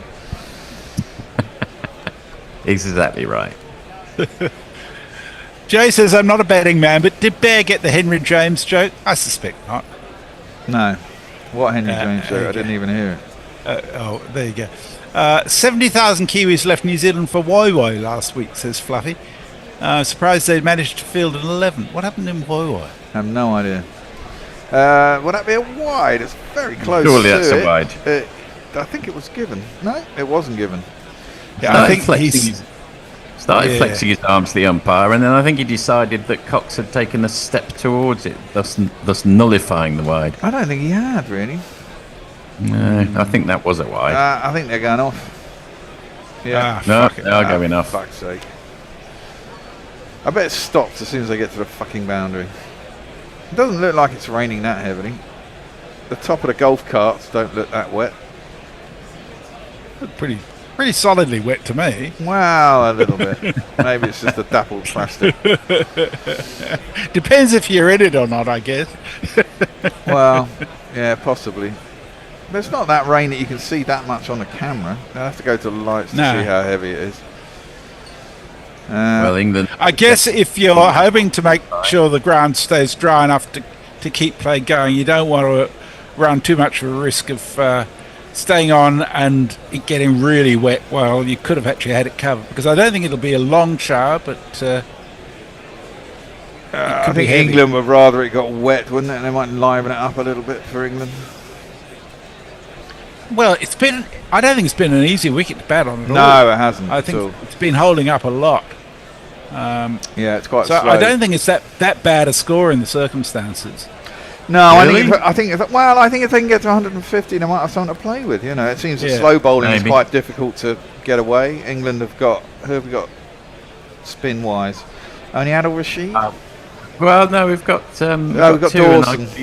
Two and obviously arguably three spinners. So with Bethel as well, yeah, I suppose. Bethel as well. So they've got quite a lot of options, but we'll see what happens. Grabber says England saved by the rain again. Nocky Six, who should know, says New Zealand rain is extra wet. Is that? I didn't realise that Woody was playing. Yeah, there he is. Surprising. Tucked down the bottom. Indeed. It depends which Woods though. Is that Luke or is that? Right. Okay. Yeah, it will be Luke Wood. That's Luke Wood. Okay. Yes, it is Luke Wood. Okay. Yes. Yeah. I don't think the other Wood is in the. No, I didn't think he was exactly. He's not in the I was looking confused for a minute there. No, the ones who aren't playing are Sonny Baker, Zach Crawley, Jamie Everton, and Rian Ahmed. Rayan Ahmed. He doesn't really play that much, does he? No. I can remember Barry Wood from the 1970s used to open. God, you're opening a Pandora's box there. Of Woods, yes. Can't see the forest for the Woods. Yeah, there we are. Well, we're hopeful. Graham Wood was a pretty decent opening batsman for Western Australia. Graham Wood. He was one of those that didn't quite fit into the dressing room, I understand. But yeah, I think that's true. Rather a maverick character. Yeah. It's only 8:30 in the morning over here. I don't know what to do with myself. 6:36 in Melbourne. I imagine it's 4:36 in Perth, is it? Yeah, you lot are going to enjoy this bloody it is winter, indeed. aren't you? You're all 3:36. Sorry, you're an hour on daylight saving forth, so you're 3 hours ahead of me. One thing I did want to do, because the cricket was on, we didn't get a lot of chance to talk about Nestlers. I was remembering the first time I actually met Nestlers. I've spoken to him on air. Well, actually, I don't know that I had spoken to him much before that, because this was pre-Zoom days. 2019, when Guerrilla Cricket was broadcasting the England versus South Africa series from South Africa. It was December, bloody cold. And I turned up at Katie Walker's flat where you were broadcasting from, and the person who greeted me at the door was Nestlers, and basically he took me under his wing and told me what to do. I mean, I hadn't ever been on air with the Gorillas before, and we just sat and chatted for basically the whole day. I had a few guests in, went out on the balcony, had a smoke from time to time. But he was just such a warm and welcoming person. But one of the things about that flat was, I don't know if you recall, Bear, Yes. that to make a cup of tea or coffee, Yeah, you had to boil a saucepan. That's right. And that was the most disgusting saucepan I had ever seen. Had it been was used a to boil pretty water for rank about kitchen, 300 I years. seem to remember. Oh, fuck, yes. For someone So, with someone with so much money, that flat was not it was not great. dire. Yes. So one of the things I decided I'd do after I left, I thought, well, I'm going to get them a fucking kettle. Yes. So I spoke to Nestle's and I said, so any kettle do? He said, no, this is Katie. It has to be a Russell Hobbs kettle. So 2 days later, I arranged for Amazon to deliver a Russell Hobbs kettle to the flat for you. So you actually had something decent to make coffee with. That's true. And as it happened on that day, I was going to Paris on the Eurostar to see Paris Bob. So I didn't get to hear most of it until much later.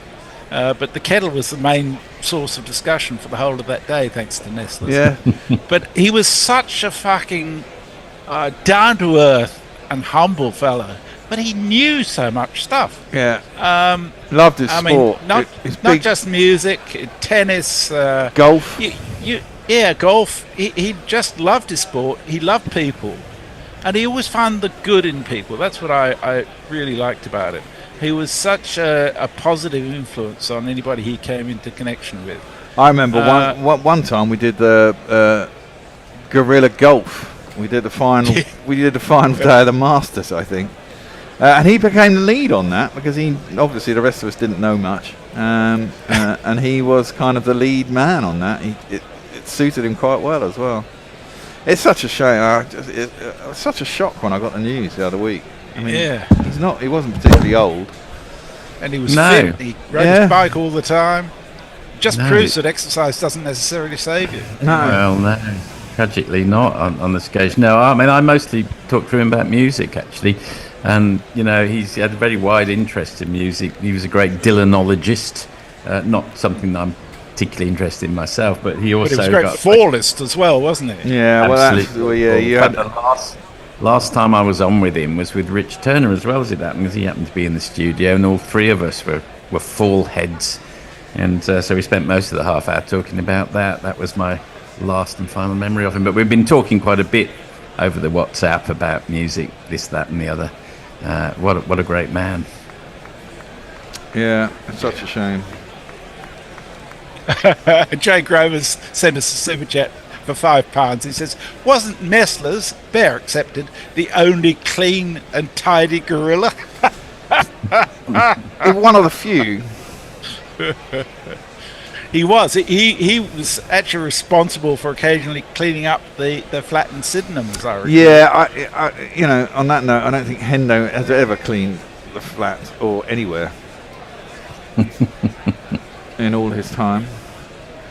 EB is very kind. He says, I think you always find the good in people too, Messi. Well, it's funny. I was talking to somebody about this today, and I said, I think if you look for the good in people, you'll almost always find it there. Yeah. If you look for the prick in them, you'll probably find the prick too. But why not look for the good? And it bounces back for you and makes it a much more pleasant conversation. I think that's true. I think that I will generally, if anyone ever does anything nice to me, I'll never forget it. But also, unfortunately, my other part of my character is if anyone ever does something unpleasant to me, I'll never forget that either. Well, some people seem to first impressions count, Forthy, and someone is a twat first time I meet them. I generally that sticks with me. Right, is that no? The rain is not stopping. The floodlights at the ground here look like the space capsule or whatever it's called in 2001, the one that they ping out from the mothership. It looks quite futuristic. Yeah. Yes. So I'm just going to have a look at the New Zealand radar. Please do. The umbrellas, there's the odd umbrella still up, so presumably it's still spitting. Christchurch rain radar. From what I can see, if the radar map is accurate, it's passing over and should be gone fairly soon. Fingers crossed.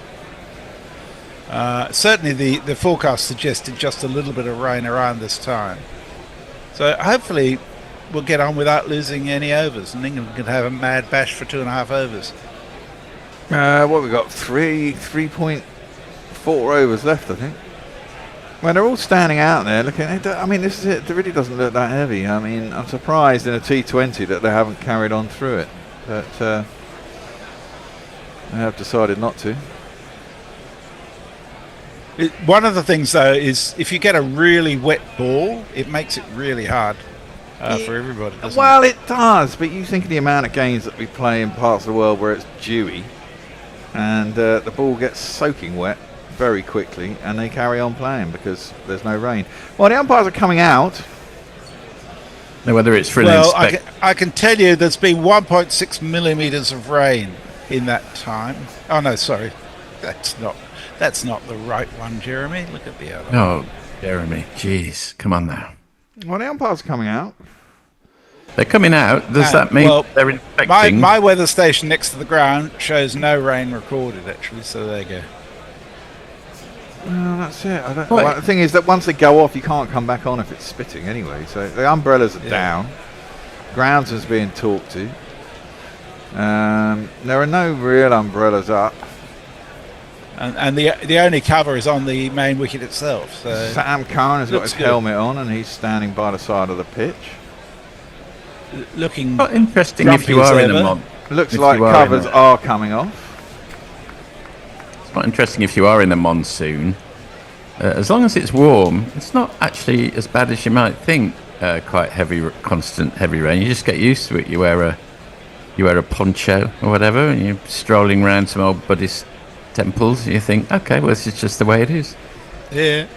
Well, the thumbs up the umpire just gave, so I think they'll be going back on very shortly. Cool. The best thing about the monsoons in Colombo during the Women's World Cup has been the speed at which an army of people has just put plastic over the whole pitch, not just the wicket area. It's just amazing the way they do it. I know. Over the whole ground or over the square? Yeah. No, they do. I mean, you've seen that in the Test matches when they, occasionally when they play out in end of monsoon time.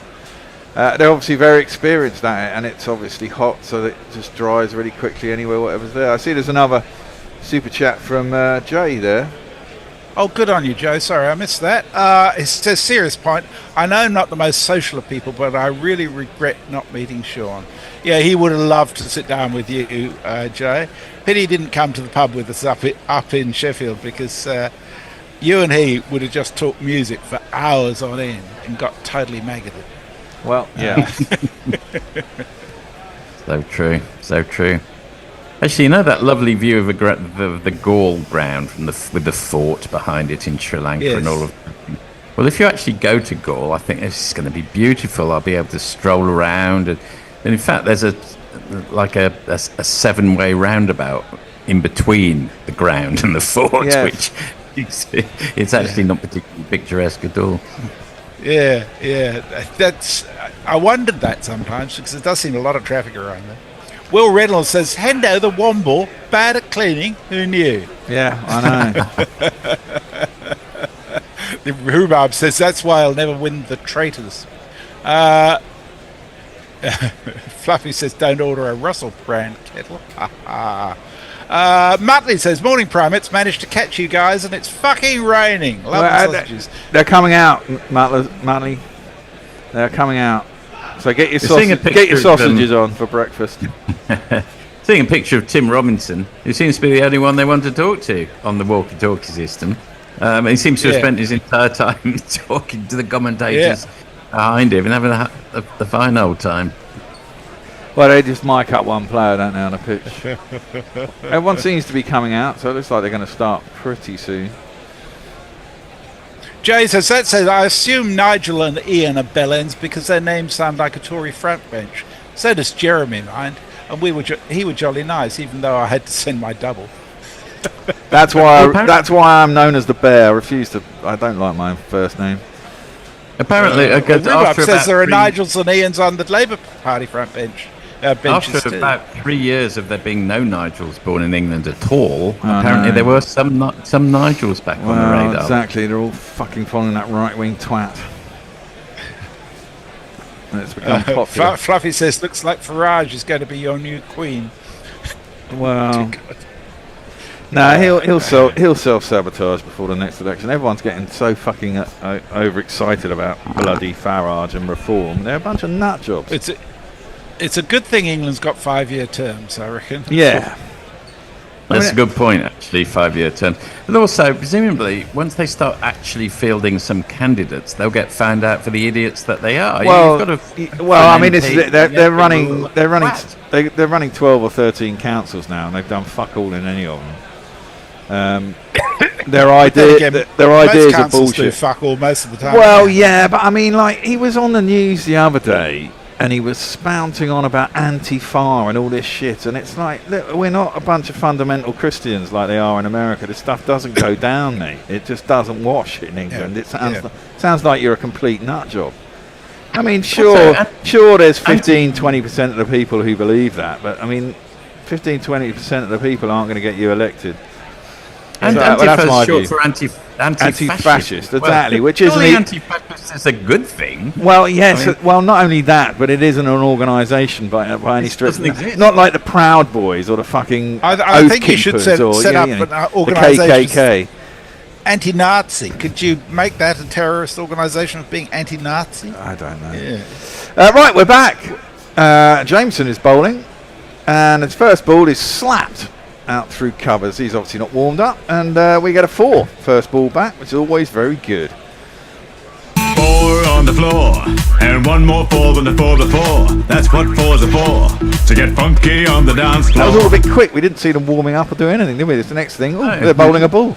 It was a full toss outside off stump, which Jordan, I think he was just striving for that low, that Yorker, wasn't he? And it just came out a little high, a bit rusty after the break. Jordan Cox had a good back end of the summer. When he first came into the England side, he had a horror show, then got injured, I seem to remember, after being much vaunted. That one has gone a long way up in the air. Don't think it's gone far enough. Someone's underneath it, and they catch it. Is that Skipper? No, it's Daryl Mitchell.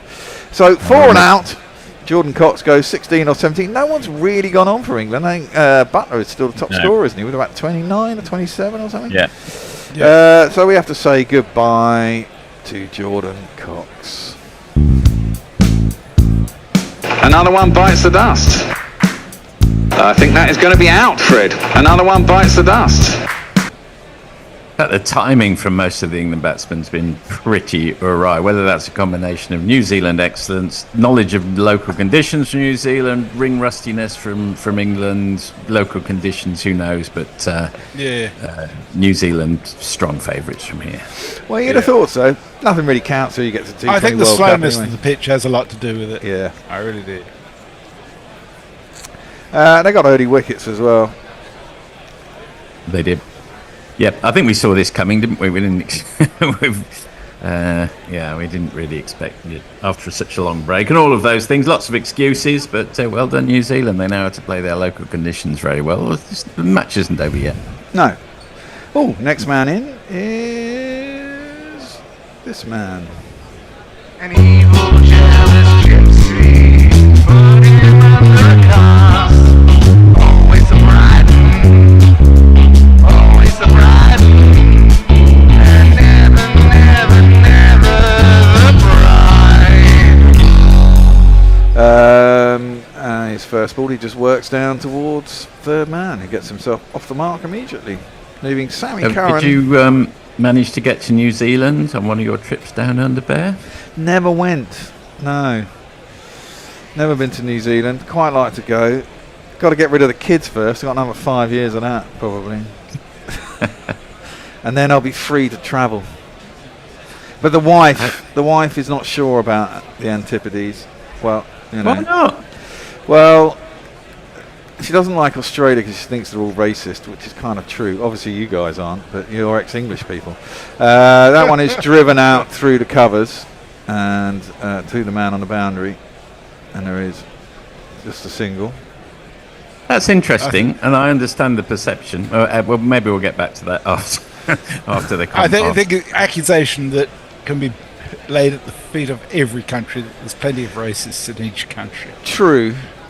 Very true. But the last time I did go to Australia, we did go to Perth, and I went with my best mate. It was 6'6", tall black guy. And I didn't really pick up on it until he pointed it out, but he picked up on it straight away, and you know, he didn't really enjoy it. Yeah, well, that's interesting. There aren't many literally black people. Yes. There's absolutely plenty of almost every other race. It just happens to be not a lot of black people, so that would have been a surprise. So maybe they were just sort of assessing that. So that would have been unfortunate. I've been reasonably pleasantly surprised, but there again, I'm probably in a middle-class bubble where I live. Well, I mean, this is it. I think if you go to any big metropolitan area where you've got a decent amount of immigration, people aren't that fucking bothered about it, are they? Let's be honest. That one's slashed at by Curran. He's got it behind square. He has got it behind square, and that's a good shot. He's found a gap, and he's got himself 4 runs. It's Nissan She. It's Nissan She. I suppose the other thing to say is there was literally a whites-only policy in Australia until comparatively recently. What, the 70s would have changed? Well, the late 60s, early 70s, the change started. And I remember when I first went out, and my first visit was on my year off. It was 1990. There was a lot of, everyone was very denigrating about Aborigines when I was out there. The first time I went out there. Who's this? Matt Henry is back in. He's in his last over. And he's been clipped by Curran out to deep mid wicket. They've run back for 2. That's good running. Obviously, Curran wants strike. He moves on to 23 off 20. England 122 for 6 with 3 and a bit overs to go. If they can manage to get to 150, they might have something to play with, one thinks. That is the average score. Here is 154. They won't be too far shy of it. Well, that puts it in perspective, 154. I mean, I don't think there's only been one score over 200 here. He was saying at the top of the programme. So, there could be a match in it. There could be. It'll all depend on England getting early wickets and keeping the score low at the start, won't it? I mean, you've got to take wickets to keep the score below 150. That's into the pads again. Nicely clipped by Sammy Curran behind square. They're going to go for 2 again. This is going to be tighter. Well, I think Sammy Curran had kind of given up on that. In a decent throw, but it wasn't, and so he actually cruised back with a bit of ease. An 8 off the first 3 balls, so that's a good start to this over. Yeah, he's proving his worth to the side here. 25 off 21. He's just moved up alongside Butler as top scorer. I mean, Sam Curran was the player of the tournament, was he? Certainly England's player of he was the player of the tournament when we won it. Was that 2020? When we won it. Was that 22? Australia, 2 or 3 years ago. I think it was 22, wasn't it? But we were the shortest holders of it, weren't we? There's another one about 13 months later. I think that's right, yes. At least I can say I've seen England win a World Cup final, so that's nice. Well, yeah, we don't see the problem. We've won a T20 World Cup twice, haven't we? Yes, we have, yeah. Driven by Sammy Curran out to cover. Bracewell I think it was single. Roundabout. When was the other one? 2010. Round about 2010, I think. It's the. Oh, right. Paul Collingwood was captain. I think Peterson was in. I think Dernbach was in that team from memory. It was one of the first ones, wasn't it? Yeah. Was it in the Caribbean we won it? Or was it at home in England? I can't remember. There was one where we really fucked it up and lost in the Netherlands when Brody missed 2 run-outs that hit straight back to him in 1 over. Yes, I seem to remember. That's a good change of shot from Bryden Cast. It was a slower ball bouncer by Henry. I think Cast was shaping up to smash it into the stands, and then realised it was really slow and just basically guided it down to third man where he got himself a single.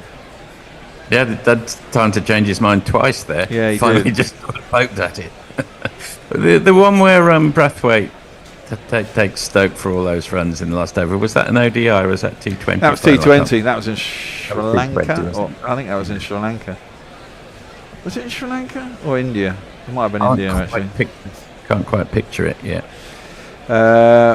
Yeah, that was the one. That's a good shot from Sammy Curran. But and he's been dropped. Another drop in the for outfit. fuck's sake! That's Jacob Duffy again. He dropped 2, one off his own bowling, and now one off someone else who won't be happy. Ends up getting a single and retains the strike. 127 for 6, and what's that? 10-11 off that over, so not so bad. I think that was Tim Robinson dropping that one, I think. Yeah. Oh yeah, it was. Yeah, sorry. Yeah. Jay Grover says, I binge read Will Heron's Slow Horses books the other day. His Farage proxy got killed by a falling paint tin before he would admit to liking wearing women's clothes. That was the most recent episode on Apple Plus, actually, where that happened. Too many earthquakes in New Zealand, says Muttley. Slander, says Fluffy. Bear the Aussies are great, says Mayak. Most fun I've ever had on my travels was Melbourne. Yeah, the other thing is my wife doesn't like people. Yeah, so that's a drawback, isn't it? It is a drawback. Got a super chat from Jay Grover, £2. So much want to do serious point, but cricket. Yes. First ball from Jameson in his last over. It's down a leg side and will be given as a wide. 128 for 6. 12 balls left. 140. Just quite quickly, I think there is a new generation of Aussies coming through who regard racism as a ridiculous Well, idea. I mean, this is the thing. The world has changed so much, hasn't it, in just 30 years in our lifetime. You know, the amount of technology, integration across the world, you've got to think that that's the way. So much immigration. A lot of people, sections of society don't like it. Generally old people, you find. That one is nutmegged Curran off of the inside edge of his bat and just sneaks through to Cypher, and there will be no run. It was a good ball. That was a neat bit of bowling there. Yeah, it was very full. And leg stump Yorker. Sam Curran is one of those players you'd want to be facing the last 2 overs, actually. He's quite a streak. That wasn't a good ball because it was a no ball free hit. Love it. Okay. Well, if England could get up to, as you say, Bear, 150, which now looks quite possible with 2 overs to go. It does, doesn't it? Yeah. Aim on. Who's going to bowl the last over, I suppose? Who's bowled out is Henry. Jameson's bowled out as well. This has not been an auspicious start from Jameson to this over. Wide no ball so far. He hasn't bowled a legitimate delivery. No, but it's good to see him back bowling again, I suppose, if you're New Zealand. Yeah, that's good. Yeah. That one, he's got inside, he's clipped. He hasn't got enough of it, but it's dropped short of the man out on the boundary. He should come back for 2. Bracewell out there. I mean, it's a smart batting for these two because Cast has been out there since 16.2 overs and only faced 2 balls. So umpires telling someone not to run on the wickets. So essentially, we've got 4 off the first ball of this over, which is pretty good. Yes, well done. Very good. All the B's and all the C's in this team. Butler and Bethel and Curran and Cars and Brook, and there's another B somewhere. Banton, there we are. They'll all be at the top of the register. Yeah, that's right, yeah. Unlike me, he was always at the bottom. Jameson is in. Slower ball bouncer again into the pitch. Picked by Sammy Curran even. But he could only hit it out to the man at deep cow. Who's the guy? Tim Robinson. Put his microphone down for a second. Yeah.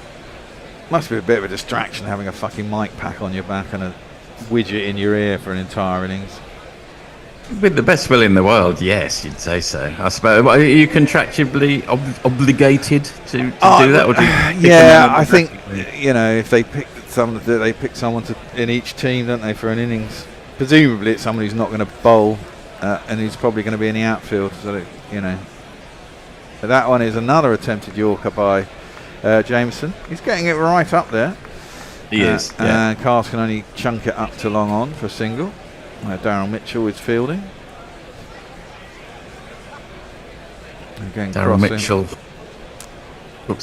always looks a little bit like a prison guard. Yeah, he does a bit, but he also always plays well against England, doesn't he? He does. And that Test series that they lost over here, he batted really well. Batted out of his skin, didn't he? Yeah. And it's Mirabilis that series. And they still got battered. That was the beginning of Bazball, wasn't it?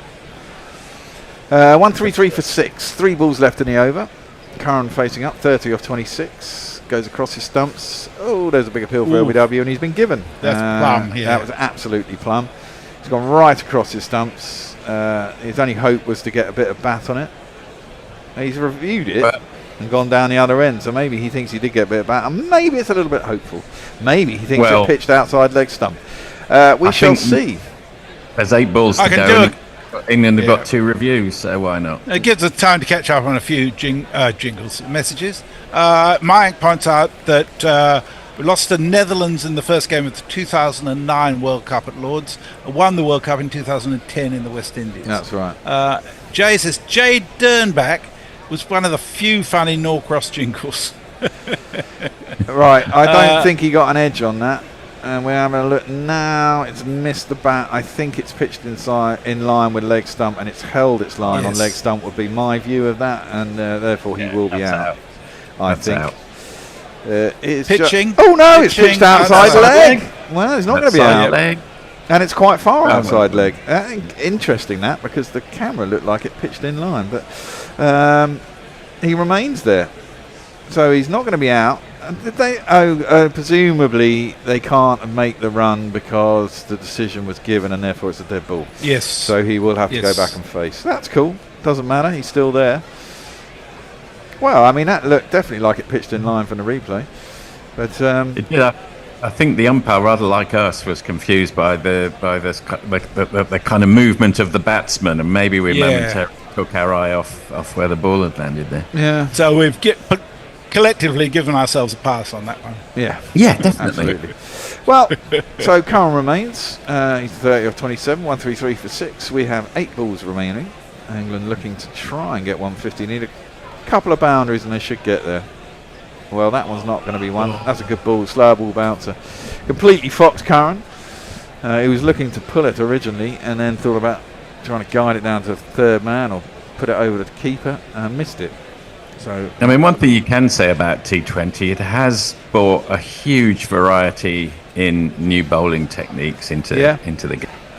And some of them eventually make it into Test cricket, don't they? You know? Yes, that's right. Yeah. Especially when someone is really going for it, and or someone has been there for a long time. Suddenly you find a little bit of right. We'll try something extraordinarily T20.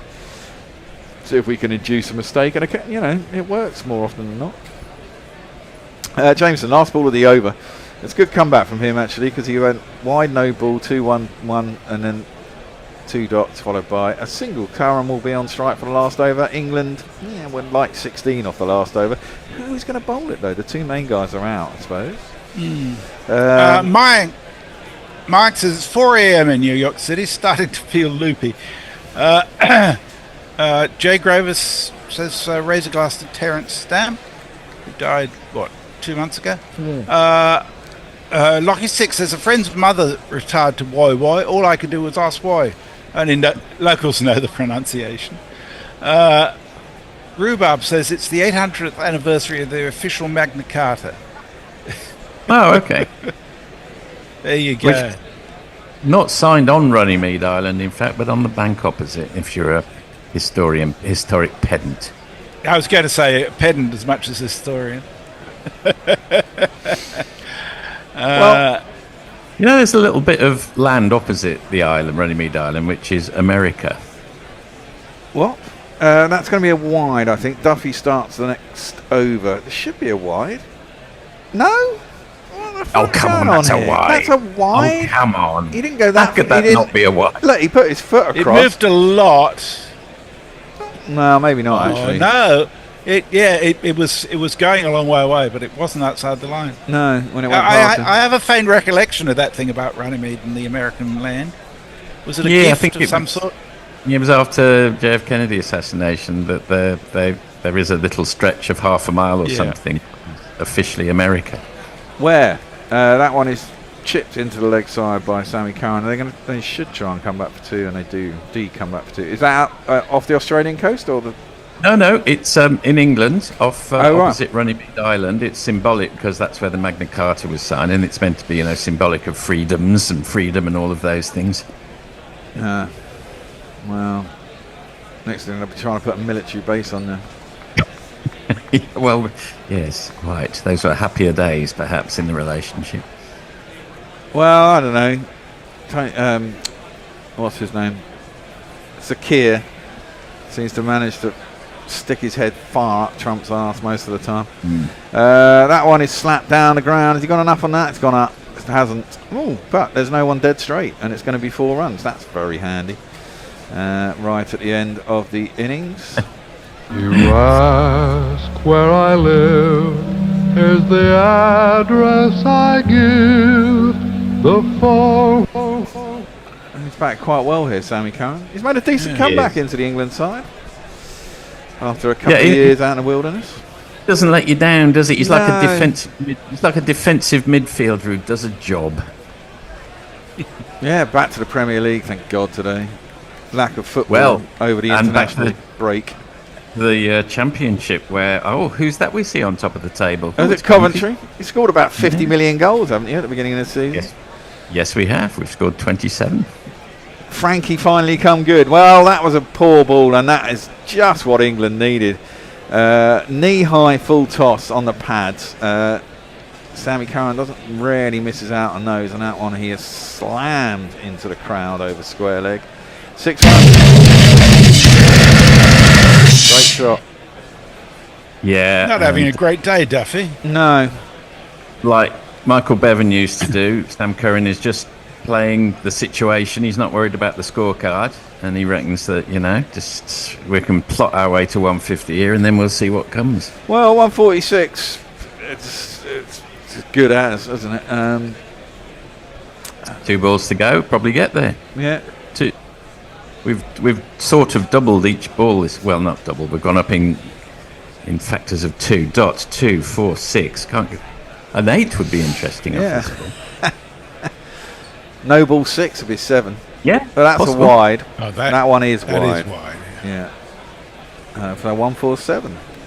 So if we get a 3 and 4 overthrows, we will have gone dot 2, 4, 6, 8. Unlikely. Yeah. I suppose if you look at it numerically, yeah, if it's a no ball hit for 6 now, it would have been, it would have been 8 off, 1 ball. No ball hit for 6, that will do.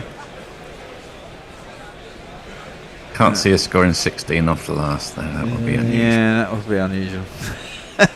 I suppose you could have a couple of no balls to get hit for 6 and a 2.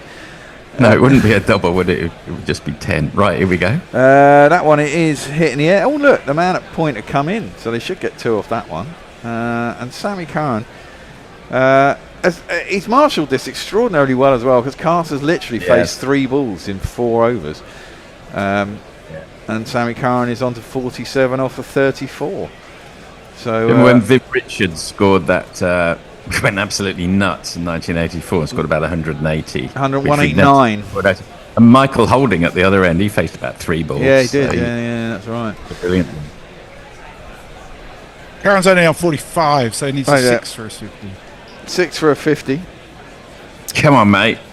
The nation's behind you. Indeed. Sammy Curran faces up, and he's got an edge though. He's got it over past through where first slip would be. Goes down to the boundary, gets himself a 4, ends on 49, but off 35 deliveries, and really has saved the innings. England's top score. England do get to that 150. They get 153 for 6 at the end. Not a great score, but it's not an easy wicket, and I think that's pretty well. I'd still expect New Zealand to win. They're at home. But from where they were, he certainly pulled it out of the bag, one would think, and given at least England a chance. Yeah. Well, the good news for you is that the GPL is safe. Yeah, the GPL is definitely safe, because the lowest score was 327. Yes. So, so there's been a lot of chat around racism and language and various things. The only person I'm actually going to pick out of there is Diana Patterson, because she's a legend. And she says, as a very old person, I can relate, I resent the insinuation that I am a racist. I just hate people with poor grammar. That's fine. Will Reynolds says, are you having a yes, pop I at me prefer there, rich Diane? grammar too. I think she might be having a pop at me. No, I know that. Obviously, not all old people are racist, but I spend a lot of time at home, obviously, and my background in the morning, sadly, is the Jeremy Vine show, because it's just nonsense fluff telly. But it's one of these phone-in shows, and it's all. I mean, literally, this country is going to the dogs. But every fucking day, it's a story on immigration, and every fucking day, you get these codgety old people banging on about they're taking everything from us, and it's just like, fuck off, will you? Just fuck off. And why is this on every day? Choose. Yeah, because you turn it on. Well, choose the off button. Well, I like screaming at the telly. Joe Grover sent us another super chat. You've been very generous today, Joe, for £2. Thanks, It says, why is Forthy dressed like a Lazio Ultra? Well, because sure I'm just. I get that. I've just come to Lazio Ultra because I'm just come in off my bike ride. Ah. And he also says, messes, give me back my hat. Well. $7 on Temu, Joe. I'm sure you can banish that. As Richard Milgate says, well, I'm certainly not going to win the GPL. Well, nobody is. No one is. It'll be there on. We're back on Tuesday. Is it Tuesday? We're back 20th. Yeah, I think so. Yes. Hang on. Another 15. 7:15. Oh, it's 7 o'clock in the morning for everyone who thought it was 7:15, as we all did. Not for everyone. Well, not for me. Well, obviously over here. Well, the game starts at 7:15. Oh, does it? No. Yes. Well, they said on the bloody TV they had it at 7 o'clock in the morning. No. The game starts at 15:15. Oh, okay. Well, that's good news because that's what we told everybody. No, I mean the big story over here that blew up the last couple of days. But it's not Tuesday. It's Monday. Oh, okay, fine. I can remember what day. I presume it's 2 days between, which would make Monday. The big story that blew up here yesterday and the day before is that they've banned Maccabi Haifa fans from coming to the Aston Villa game, and everyone's just popping off about it being anti-Semitic, right? And it's just exactly that. It's just like, and everyone's going, "Oh, this never happens." And it's like you read the stories, and it's happened like 5 or 6 times this last year in international competition, in European. Well, not only that, but I mean, just in European competitions, the supporters. Yeah, exactly. They should be banned. Precisely.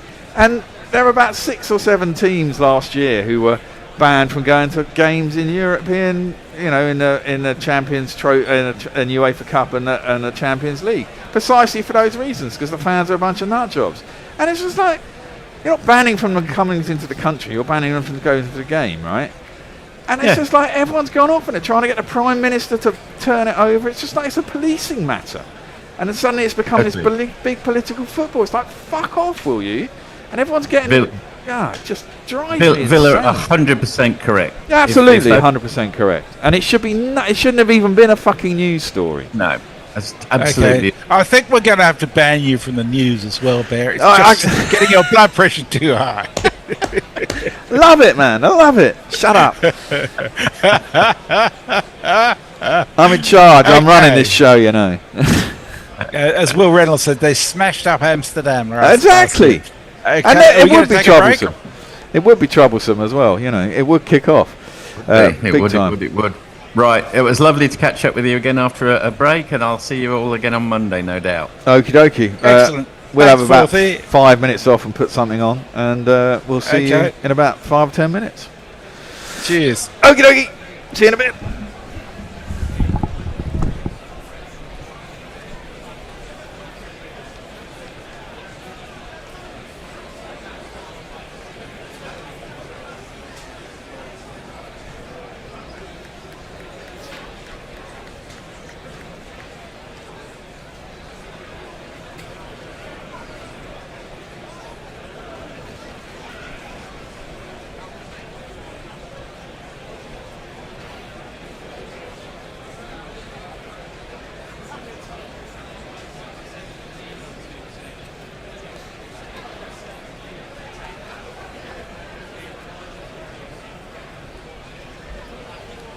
There's no grey area. Making her feel uncomfortable isn't banter. You're not just having a laugh. The British Transport Police take sexual harassment very seriously. Once you're caught, they'll know exactly who you are, where you live, and can stop you travelling when you want. Because anyone, any onlooker at any time can report you by simply texting 61016. So stop, leave her alone, because the British Transport Police will make sure you don't get away with it. Mickey could try to sell his car privately. Or get it sold today with We Buy Any Car. He could spend days on end trying to sell to a bunch of time wasters. Or sell in a flash and head to the fun fair with the kids.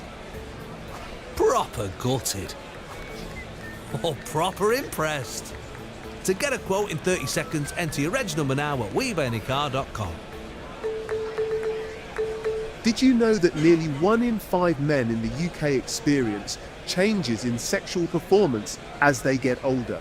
MedExpress makes getting professional support simple, private, and entirely online. Whether you're experiencing performance concerns or just want to feel more confident again, help is available from home.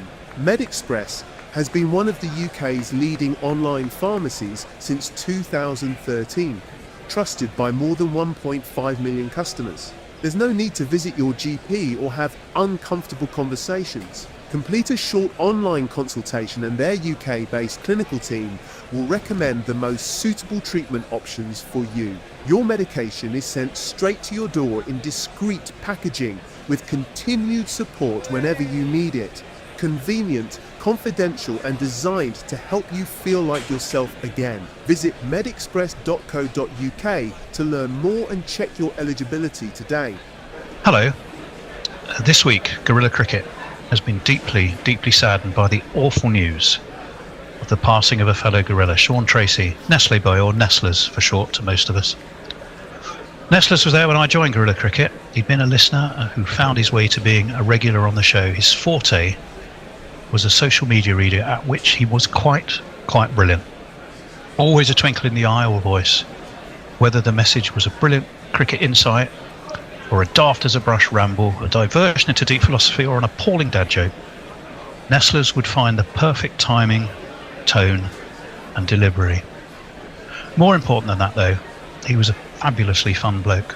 All of us who spent time with him came away better for it and feeling like we had a great time. Today's Bishop and Bear is a celebratory 100th edition, and after we got the awful news about Nestlers, we thought long and hard about whether to delay recording it. But then we thought, well, it's going to be all about cricket and music. Two of the passions that so infused him and us. What then could be more appropriate as a tribute to Sean? The show will go on with Nestlers in our thoughts and hearts. Rest in peace, Nestlers. The Bishop and the Bear, the Bishop and the Bear, and to the delight of everyone, they are here to share jokes and rants and guests and things. Who knows what any fun they'll bring? Not affiliated with the Mad Bishop and Bear pub at Paddington Station. The Bishop and the Bear, bats beyond compare, buckets of savoir-faire, the Bishop and the Bear. My guests on this episode of Cricket Island Discs are Nigel the Bear Walker and Tony Bishop. As you know, we like to ask our guests a series of questions about the cricketing events of their life that tie into a particular record on those occasions. So, you may well remember Kevin Peterson choosing Why Won't They Talk to Me? And the famous occasion when Derek Randall went for I'm Stranded. So, we've got a lot to look forward to over the next however many minutes. So let's cue ourselves up, settle down, and enjoy this edition of Cricket Island Discs. Yes, it is our 100th show, and it's the very sad news that Nestlers has sadly passed away, and it is a big blow to all of us. He was the first ever person to contact Test Match Sofa back in the old days, and became an ever-present in that. And then eventually came along and joined us, and for 5 or 6 years was an absolute regular on the show, an absolute stalwart, a great friend, and we all miss him dearly, and it is really sad. But I do think that this particular, even though weirdly it coincides with our 100th episode, the fact that we are doing music and cricket is a great tribute to the man himself. So we should crack on and get on with it. Let's go, Mr. Presenter. 10, 20, 30, 40, 50, 60, 70, 80, 90, 100. 100. Congratulations, sir. You are a centurion.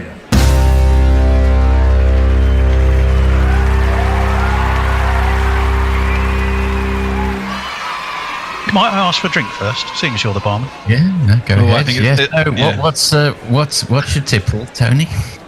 Well, my tipple would normally be a glass of something red, but I'm thinking maybe a Guinness in Nestle Boy's honour. Lovely touch. Do you, Yeah, Bear, I'll do do you fancy anything?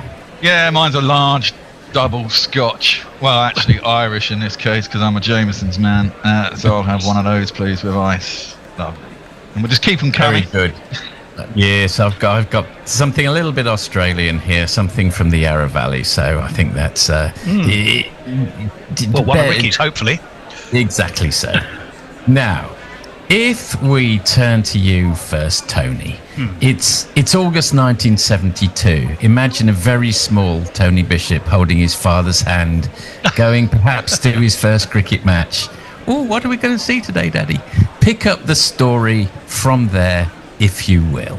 Well, I'll do that. It's very accurate, actually. That's probably exactly what I said. It is indeed 1972. It was the second day of the final Ashes Test at the Oval. It was, to my memory, my first ever Test match, and I think possibly my first ever cricket match. I had gone with my dad. From recollections, Alan Knott had been out early on. England were all out, I think, fairly early in the morning. Court Marsh bowled Lilly. I think the third of what ended up being 95 of that particular statistic. We sat sort of, if you look towards the gas holder, which I think they're horribly turning into flats, I think we were just to the right. I was young, excited, enthused, and I spent most of the day watching the Chappell brothers make hundreds each, which seemed to go on forever, until Tony Gregg dispatched one of them. I can't remember the bowler. But to my 13-year-old eyes, it was all fantastic. I couldn't wait to get more. It became the basis or the foundation of my lifelong love of cricket, really. England, I think, lost that series 2-1. I think they may have tied that series. It's 2-2. It was 2-2, yeah. They tied that series. I had a phenomenal day. The Chappell brothers were imperious. Tony Gregg seemed to be about 9'6", because he took the catch that got rid of Gregg, I think, literally right in front of my eyes, towards the boundary where I was sat with my dad. And then it was just a great day out with my dad. So my music to go with that choice of cricket in occasion is Horace Silver with Song for My Father. Inspired, oddly enough, by Brazilian music. It's got very bossa nova kind of Casio keyboard, bossa nova. And interesting, so here's a fact for you, because I know you, well, Nestler's loved his fun facts. He didn't like the band I'm about to mention from recollection. But if you listen to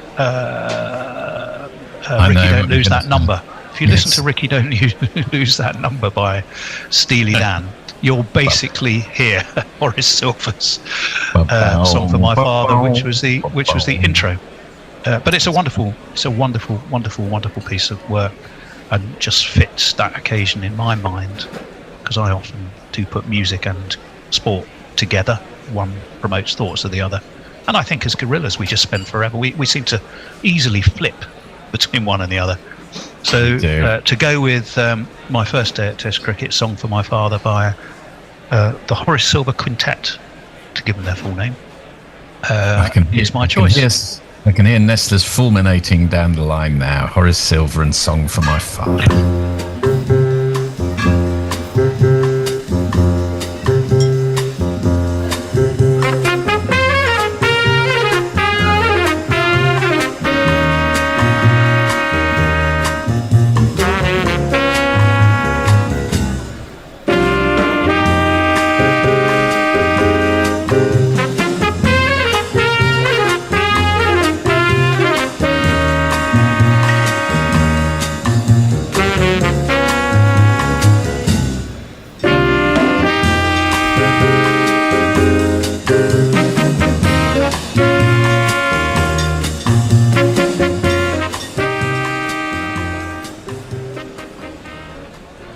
is Silver and Song for My Father. Little Tony Bishop's first day out at the cricket. We now go forward 4 years. Oh, and who's that we see wandering down towards the Oval? It's little Nigel Walker holding his father's hand. Do you want to pick up the story from the 1976 West Indies series, Bear? Well, yeah, but the thing is, I've actually, most of the cricket that I've ever seen live, I've played in. Apart from on the telly. I'm not a massive fan of going to the cricket. I remember this is my first awakening of cricket. It was on the telly. Obviously, we only had 2 channels, maybe 3. Can't even remember back in '76. But obviously, it was the school summer holidays, and that was pretty much all that was on the telly. It was blindingly hot, and I do seem to remember sitting down and watching. All the stuff. Tony Gregg, make them grovel and all that nonsense. It wasn't really, playing on my mind as a 5-year-old, I have to say. It was later that all came into it, but I do seem to remember watching Clive Lloyd battering them around at the Oval. And there's always that shot on the TV, and that's the one that comes in, and I've never been sure in my mind whether I remember that because I remember seeing it on the TV, or that's a false memory that's in my head. But I do remember seeing him cart it into the leg side over the, mid-wicket boundary several times, and thinking, "Ooh, this is quite good."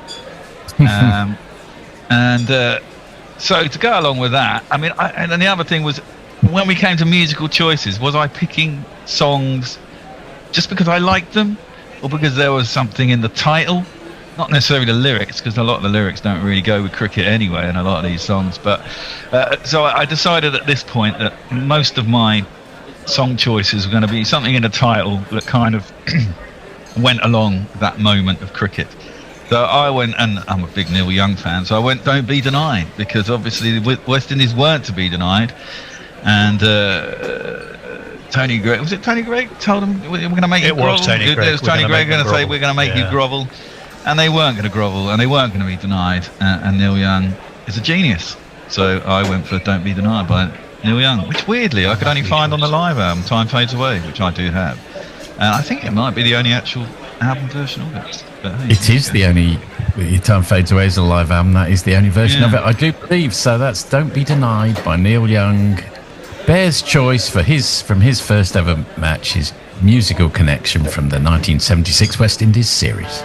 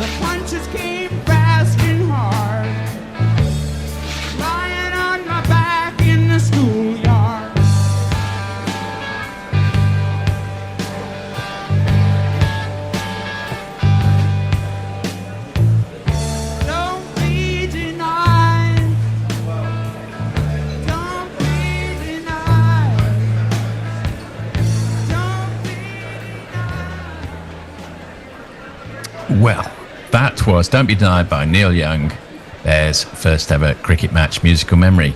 We move on to the most memorable match our venerable guests have ever attended. I think for me, it would probably be the first day at the Melbourne Cricket Ground of the 2010-11 series. Australia all out 98.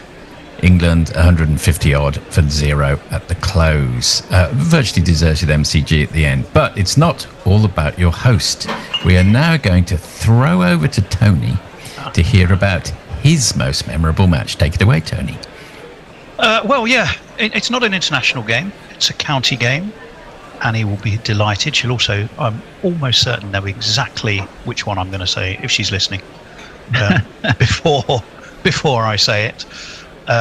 So many I could have had, generally, including obviously so many international games. But I'm going for the final day of Middlesex and Yorkshire at Lord's in 2016 when Middlesex won the title.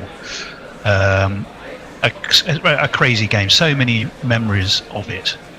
A conflab in the toilets, I wasn't there by the way, allegedly, between James Franklin and Andrew Gale had, by various circumstances, meant that a target had been agreed for Middlesex to chase. The scenario, which is the other reason Annie will remember it well, is that 3 teams could win the title, but all had to win their games. So obviously with Yorkshire playing Middlesex, whoever lost had no chance of the title, and if anything other than a draw would have also meant that I think Somerset, who were just sitting there watching because they'd already won their game, wouldn't win the title. So to cut a long story short, they had to conspire a result. The 240 target was set. We'd seen some declaration bowling which involved Dizzy Gillespie wandering around the boundary, having to pick up sixes, as I think I can't remember who was the opener for Yorkshire, played for England quite a bit. Anyway, he was dobbing in short balls that just kept getting lobbed to the boundary, and it all came down as it got more and more nervous. Suddenly there was a clatter of wickets and it finished with a Toby Rowland-Jones hat-trick. But incredibly, during the day, as a result seemed more and more likely, Lord's went from nearly empty to nearly full.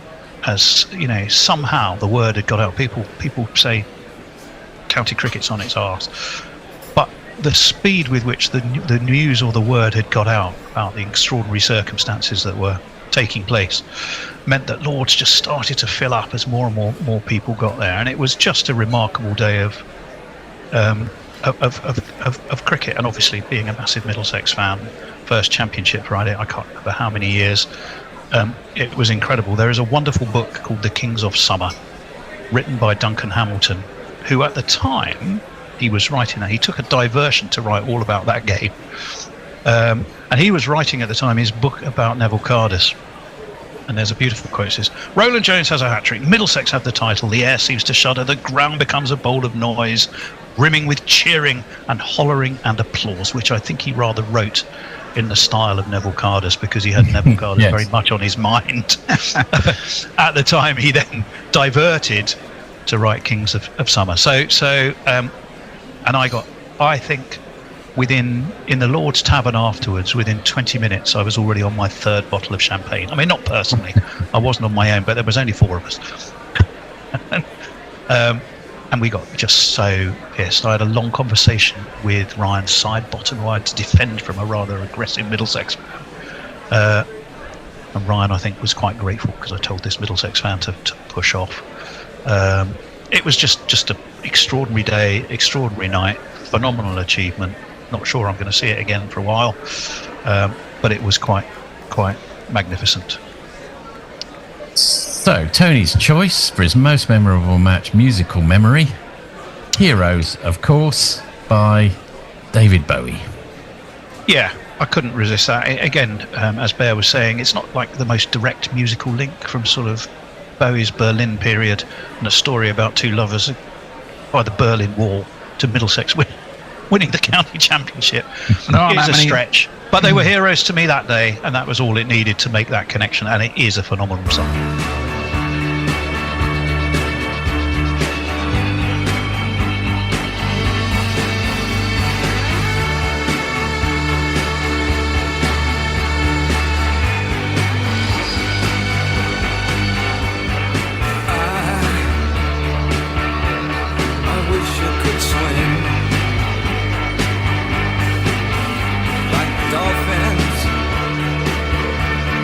Dolphins can swing.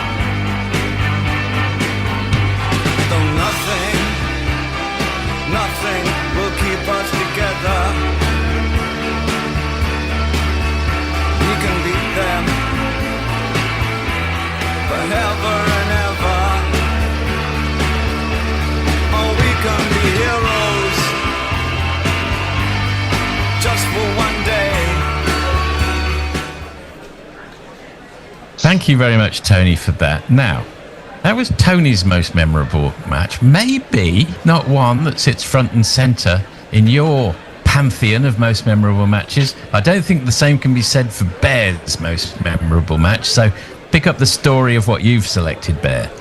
Well, the year is 2019. The Bear gets picked to do live production on the World Cup, funnily enough. I knew what a story. You might have heard this one a lot of times. But it was a bit of a disaster. We had our man from Dubai who bought the rights. We turned up to the first game. The first game we did with Cardiff, 5 games late. I turned up to Cardiff to meet Barry Wilkinson, who I'd never met before, but he was a very nice man from Barbados. And our chief commentator was Clive Lloyd, who I then was knocking around in with a car for about 5 or 6 days before he got too scared to drive in my car. Although I was driving at the time my shitty little Citroen C4 that I'd been left by my mother, who died a few years earlier, and that was the only car I had. So it didn't really suit his frame, as it's a little sort of hatchback.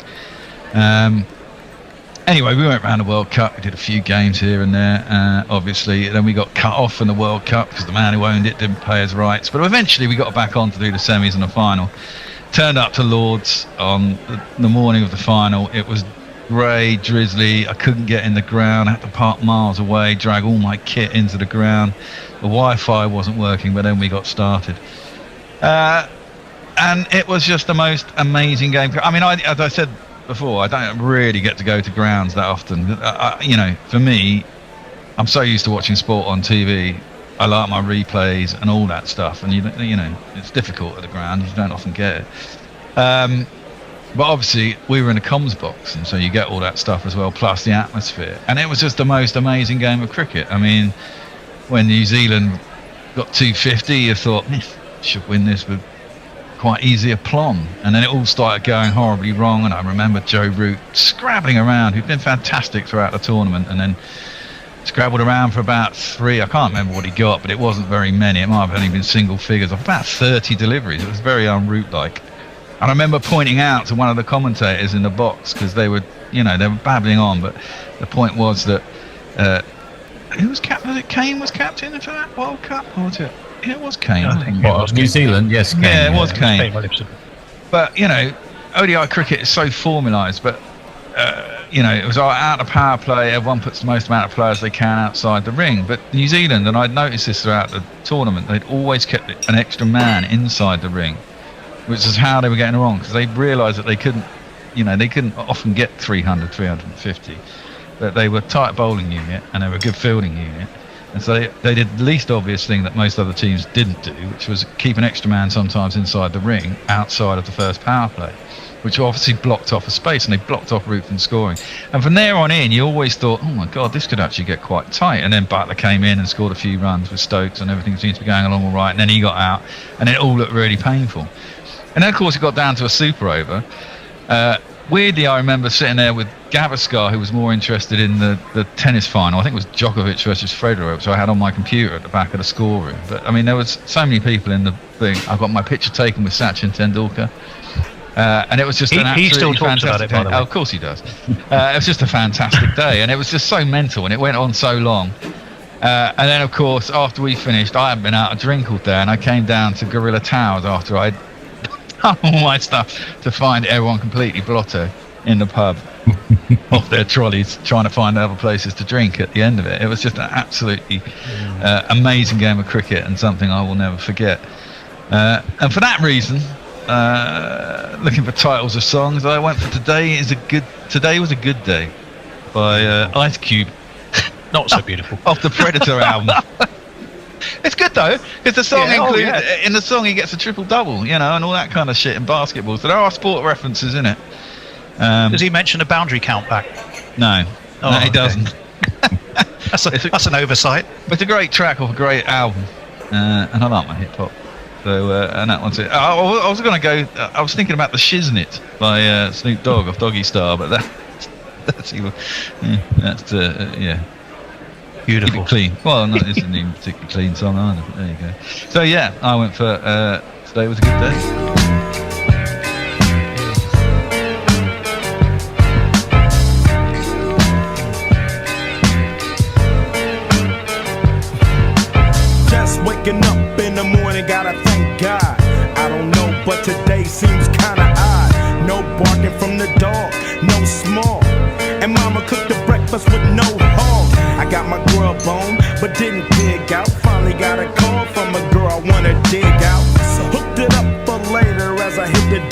thinking, will I live another 24? I gotta go, cause I got me a drop top. And if I hit the switch, I can make the ass drop.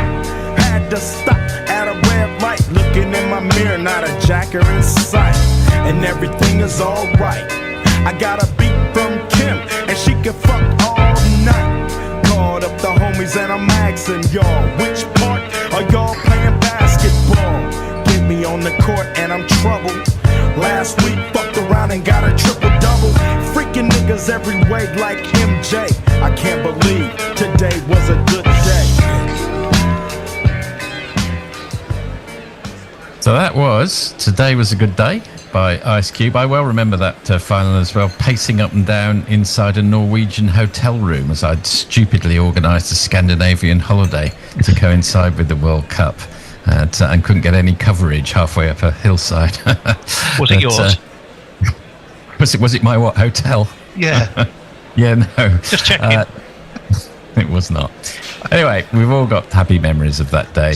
Some more than others, it's true. Now, that was the most memorable match overall. I'm going to throw back to Tony because memorable matches are one thing, but how about the most memorable guerrilla cricket moment specifically? I think you've got something in mind for this, Tony. Tell us more. Well, do you know, maybe it's age. My memories of it are surprisingly hazy, and I can't pin it down to one match. Maybe, I mean, the Bear, whose memory is actually probably worse than mine normally, but you never know. So. You never know. He might remember it. It was a nighttime game, i.e. nighttime for us, therefore. I'm suspecting it must have been an Ashes or an ODI or something in either Australia or New Zealand. But for some reason, we were a little bit short-staffed, but we had enough people and it was all fine. Somebody, and for some reason, seemed to think it was a good idea to see if they could get me to literally go on all night. And I'm sure it must have been the Bear, because he's always got his eye on the finances. Came up with the thought that, well, if you pay enough money, we'll make Tony go all night. He's literally prostituting me to the public. Of course. Anything for $1, Tone. Anything for $1. To commentate literally all sodding night. And I think we made about 500 quid. God knows what people were thinking, but I ended up having to commentate on this. Maybe that's why I can't remember it. I remember the fact that I was worth, the value that was put upon me being not quite as what I thought, but more than everyone else thought. And I ended up having to literally commentate right through the night on this game for money, or none of which, of course, came to me directly. But there we go. So that's my memory: being made to being flogged like Boxer in Animal Farm, to just keep going and keep going and keep going right through till breakfast for money. There we go. So your choice, Tony, is, I believe, I'm a King Bee by Slim Harpo. Yeah, yes, indeed. It's a fantastic track. Quite rightly, now in the Grammy, got a Grammy Hall of Fame award. I love Slim Harpo. James Moore was his real name. I love his playing. I love his style. And it's been covered by, crikey, just about everybody. Probably the Rolling Stones version being perhaps the most famous. But it includes the wonderful line, I'm ready and able, or I'm willing and able to buzz all night long. I don't think he was talking about commentating on cricket when he mentioned. And I think he had a completely different sort of analogy in his mind with the lyrics to that song. I'm a king bee buzzing around your hive. And then something, we could make sweet honey, baby, if you let me come inside. And I'm not entirely sure. No idea what he there was much doubt what he was on about. But there is the line in that fantastic sort of swampy blues song with his harmonica, distinctive kind of harmonica style, which is ready and able to buzz all night long. And I thought, well, that's what I was being made to do. And that was hence the choice. Well, I'm a king bee buzzing around your hive. Well, I'm a king bee buzzing around your hide. Well, I can make honey, baby. Let me come inside. I'm young and able to buzz all night long. I'm young and able to buzz all night long. Well, when you hear me buzzing, baby, some stinging is going on. Well, Ready to launch your business? Get started with the commerce platform made for entrepreneurs. Shopify is specially designed to help you start, run, and grow your business with easy customizable themes that let you build your brand, marketing tools that get your products out there, integrated shipping solutions that actually save you time, from startups to scale-ups, online, in person, and on the go. Shopify is made for entrepreneurs like you. Sign up for your $1 a month trial at shopify.com/setup. If I get my kid a phone, I'll be able to keep in touch with them all the time. He'll be on it all the time. Could walk to school by himself. She could see something she shouldn't. He could chat with grandma. Friends, trolls. They can access anything on the internet. They can access anything on the internet. So, should I give my kid a phone? Growing up with phones isn't always easy. Introducing EE Safer SIMs. SIMs that help moderate usage and shield harmful content on any smartphone. Choose EE Safer SIMs. Only on the UK's best network. To verify best network, see ee.co.uk/claims. So that was I'm a King Bee by Slim Harpo. The most memorable guerrilla cricket moment for Tony. Gonna flip over to Bear now, and going to enter an era in which I myself entered the picture. I well remember the 2023 Ashes. I was over in England for most of it, in and out of the commentary box. And I think that coincides with your most memorable GC cricket moment, Bear. That's right, isn't it? Yeah, well, I mean, this is it. The problem with GC is there have been many periods of GC, some of which are very, very hazy. Which we'll come on to in my next choice, but so I kind of went recency bias. I tend to think, I mean, I probably would have had Stokes's Headingley game actually had I been in the studio, but I think most memorable games are when they get really tight. I mean, you could have even had the World Cup final this year, or the last test against India this year, where, you know, I think the most memorable ones are ones where the game gets really tight and it can go either way, and the atmosphere in the studio gets genuinely really buzzy and everyone's really into it and the socials are going mental and all that kind of stuff. And Ashes, of course, you know, we're English, and it was so painful that we'd lost the first two tests, and we could have won both of them, and it was like, I can't remember, it was Headingley fourth. It was a fourth test, or was it a third? Was it after Manchester? Was the third, because the fourth one was the one we should have won, but it rained. So we had to win basically, otherwise we'd have lost the Ashes already, and it was only the third test. And I was really bereft at the thought that, having, you know, hyped up the Ashes all summer, thinking we were having a really good chance, and we normally beat Australia at home, we'd lost two really close games first up, and this could all be over by game 3. And then, you know, we batted pretty shit. Didn't get many runs, and then Woody came in and completely blasted them out of the water. And even then we were behind, I think, on first innings, but then we managed to do it again. And was that? I can't remember what order it was actually. Did we bat first? No, they batted first, didn't they? I can't even remember. It will definitely have been one or the other. So we were chasing. I remember us chasing England, rather chasing it down, and Woakes and Wood getting us over the line with bat. Exactly, and Woody, having got 5 wickets in the first innings, then smashed it around after lunch for about 35 and about 7 balls as well to get us close. That's right. I think we were still about 40 or 50 behind on first innings, and somehow we managed to come out and win. So it's one of those games that kind of sticks in your brain, even though I can't remember the scorecard particularly well. It was just one of those games we had to win, and it was really tight, and it was a really cracking summer again, and yeah, loved it. And so I chose. I went Lou Reed, Walk on the Wild Side, because it's a pretty wild ride that summer, and it's a great track. You know. So There we go. That's my With the choice. Velvet Underground at the time. No. That's Wasn't it no, it's on Transformer. Solo. It's Lou Reed's second album from 1972, produced by David Bowie.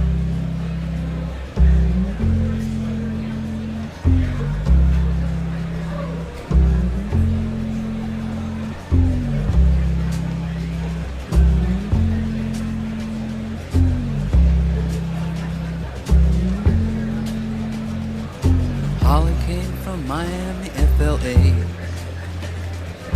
Hitchhiked her way across USA.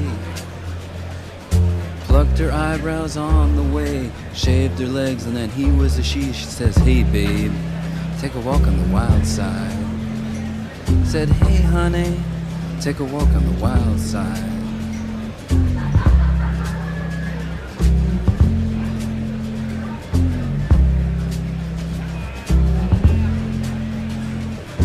Candy came from out on the island. In the back room she was everybody's darling. But she never lost her head. Even when she was giving head, she says, hey babe, take a walk on the wild side. Said, hey babe, take a walk on the wild side. And the colored girls go do do do do do do do do do do do do do do do. Post Velvet Underground. That was Lou Reed and Walk on the Wild Side, Bears' most memorable guerrilla cricket moment. And I guess just very quickly, mine might well be at 4:30 in the morning commenting on Glenn Maxwell on no legs scoring his 200. Something to do with being up in the middle of the night seems to enhance as well. There is that. You must love the Ashes, 40, when you get your own power. We're the ones that have to be up all night. It's my favourite time of the year, yes.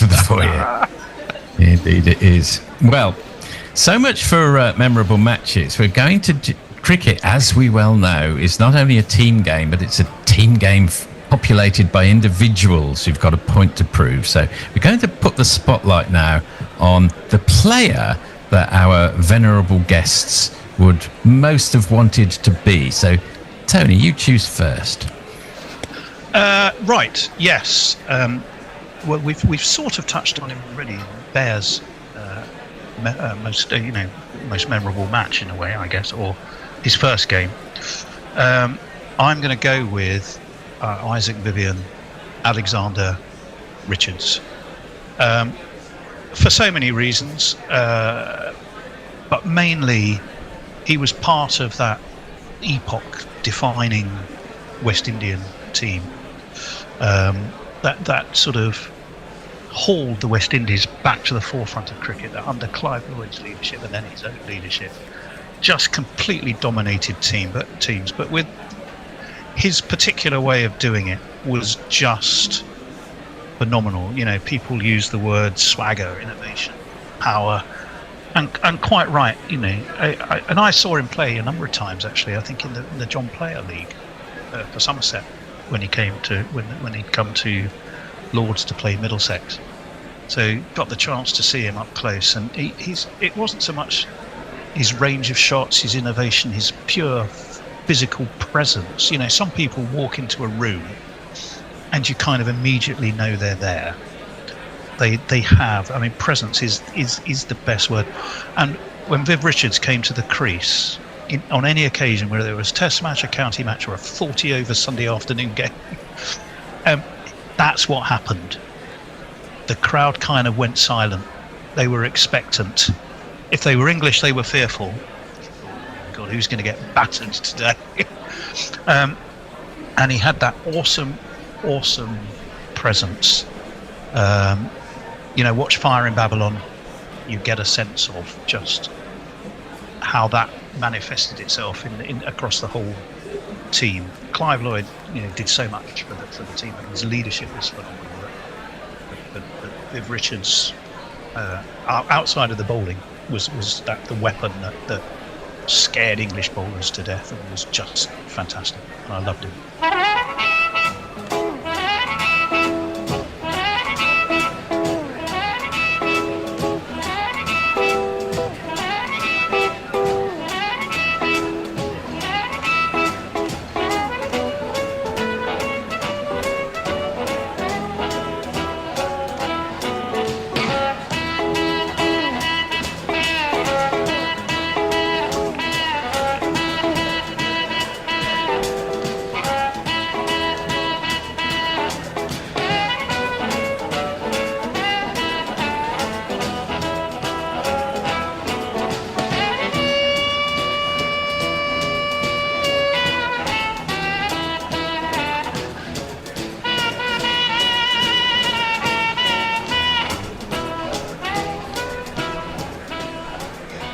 Lovely stuff. Thank you very much from Tony. That was Duke by Little Walter. Now, what overall would be your favourite Gorilla moment, Bear? Well, again, it's an Ashes, and this is going back before Tone's time, but when we first started Gorilla, obviously we come out of Test Match Sofa days. We've managed to get back in the studio we finished Test Match Sofa with, which was basically a crappy TV studios in the heart of London, and then we got booted out of there. And it was like, how are we going to carry this on? But we used to drink in a bar called the Jet Lag downstairs. And we went down there. We were very friendly with a guy. It was a Kiwi who owned the bar, and it was a sports bar. And we said to him, do you mind if we got nowhere to go, but, we come in here a lot. You don't have a lot of patronage during the day. Can we do the Ashes here during the summer? And he was up for it. And so we set ourselves up in the Jet Lag bar for the summer, which was not good for me. Well, it was an enormous amount of fun, and there were some crazy moments in there, but it was very drunken, and other substances in my case were imbibed too, and it was very messy but very, very enjoyable, and doing it in front of a live audience. We had some Australian kid came in and was barracking us on one day, and then they completely collapsed, and we had him on at tea and we're taking a piss out of him, but he was very good. I think some of these moments have been cut out and put somewhere. And then there's the famous Twatto, obviously. He just kept fucking getting out LBW and kept reviewing it. And there was one point, it was late in an afternoon, and he did it again, and he was on about 3 or something. Usual Twatto thing, tried to flick it off his pads outside, in front of middle stump, missed it, and reviewed it. And we were all sitting there going, review, because it was so fucking plumb. And he did, and we all were fucking pissed, and we're all... all that and yeah, it was great fun, but yeah, and then when I thought of this, I thought, yes, so my choice for this one was Cocaine by JJ Cale, because there might have been something else imbibed at the time, you never know, but it's a great song. He's a great man. He makes it sound so chill. It's not always, but not one to be sniffed at. No, there you go. And if Nestler's was with us now, he'd probably choose something like My Drug Buddy by the Lemonheads, so something a little more alternative. So thinking of you, Nestler's, as well. Indeed.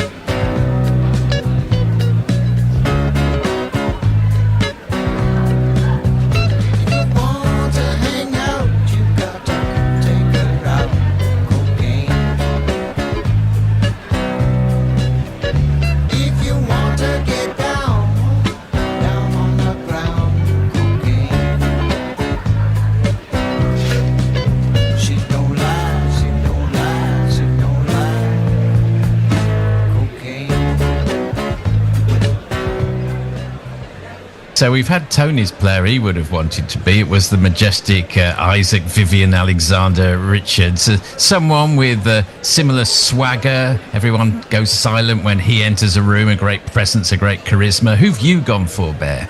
Well, I don't know if he has that, but he was on. He didn't always get picked for England, but I was an aspiring left-arm spinner in my teens, and I do remember, I can't remember who it was against, but I remember him coming on and taking 5 wickets. I think it was against the Australians, actually, in the back end of the Ashes series. I think it was 97, wasn't it? Was it? Yeah, something like that. He didn't always get picked, but he did have a little bit of swagger. He was very cheeky, and I always thought he was one of England's best spinners, but he didn't always get picked, and he was my hero at the time. And he was Phil Tufnell. A bit of an odd choice, someone might think, but I wasn't a batsman, I was a bowler, and trying to find an English hero spinner is quite difficult. I mean, I quite like Phil Edmonds when he started as well, actually, because he was very arrogant. He was a bit flat jackish for me, whereas Tuffers always gave it a little bit of air and it was quite spicy and very competitive, and so I went for him. And my track to go with him is My Hero. It's by the Foo Fighters. Their second album, Colour and Shape. Great album, man. Downhill since then, really. would say so, yes.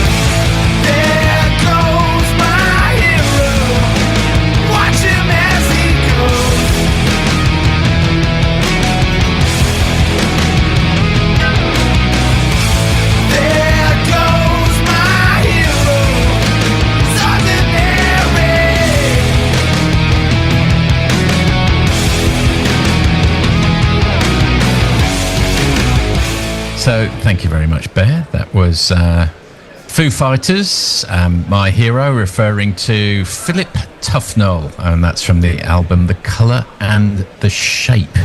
Thank you, Dave Grohl. So, now then, this year, it's the Ashes. It always seems to be the Ashes. In fact, it only happens every 4 years, of course, in one's home country. And for me, great relief. I won't have to stay up throughout the night on this occasion. Whereas my friends back in England, it's a very different story. We're saying we've got perhaps the best chance for a while. What do we think? Ashes ahoy. Tell us a little bit about what you think of the upcoming clash, and also what your musical choice to go with the Ashes is, please, Tony. I'm sure we must have used this before. There's a fabulous quote from Douglas Jardine in his Bodyline autopsy. He said, "Cricket's a game of skill, but it's also a game of war. You must find a way to win or you are lost." Which, there is such a... we get criticised that in England that everything boils down to the Ashes and everything else is kind of incidental and there's a way to building up to them. But they do have that extra something, not just because we have to stay up all night to do it while you don't, 40 now. That's probably why you moved to Australia, I suspect. Main reason. It's a very good reason. So, I think this time around, the squad's an extra depth that England have with the Lions. I think the way they've picked the Lions squad is quite interesting. I think the phalanx of pace bowlers is we talked about the West Indies. I think England are desperately looking for a group of bowlers that can do two things. One, terrify the Australians and bowl well on Australian surfaces. Two, stay fit enough. If they can't stay fit, just rotate them in and out. Because we know we were worried about Jofra. But if you get a fit Jofra, you get Wood. I think Josh Tongue can find a lot of bounce. I think England are really betting the farm on that pace attack being what's going to make the difference, and I think that will be interesting. But equally, the way they approach their batting, I can see Australian surfaces possibly suiting Zach Crawley. Dare we say it? I'm optimistic there. England are optimistic. I'm sure Glenn McGrath will be already saying it's going to be 5-0 to Australia. I'm sure he's already done that. Yeah, probably already has. I'm not normally an optimist for England because I don't like to overpromise things for myself and then end up with crushing disappointment. But I do think we're possibly in with a chance. Now, my musical selection, it's probably the more tenuous of the different things for two reasons. Well, one, I said I've got to get a Bob Dylan song in somewhere. So I've gone for Highway 61 Revisited. And I sort of retrofitted the reasons for it. But it's kind of biblical, historical, full of interesting characters. So that fitted for that reason. And I was also now, and again somewhat retrospectively, but many of the conversations and chats and private messaging that Nestlers and I would do had Bob Dylan at his heart. He was a massive Bob Dylan fan. So I'm quite delighted that my desire to get a Bob Dylan song in somehow, even by a bit of shoehorning, hopefully it's one that Nestlers would approve of. Famously played at the Newport Folk Festival 63, 64 was it, the Dylan going electric phase. But it's just a cracking song. It's an unbelievable story. It's rich in allegory and the like, as you expect from sort of Dylan lyrics. I did have a quick look at the 1961 Ashes to see if I could find a link there. There was a 61 Ashes, and England lost that 2-1. So possibly not the best of omens, but it's one for you, Nestlers. It's a Dylan song, and it's one of the best in my opinion. I hope somewhere you agree. Yeah, I think that was the one where Richie Benaud ran He through did in the fifth test, as I recall. Yeah, all about one afternoon. It was all pivoted on one session. He did, and it was Benaud.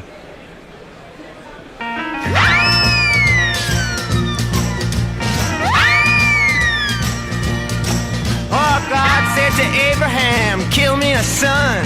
Abe said, man, you must be putting me on. God said, no. Abe said, what?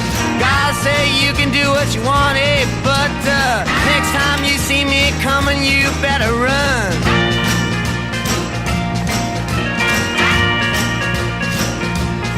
Well, Abe said, where you want this killing done? God said, on down Highway 61.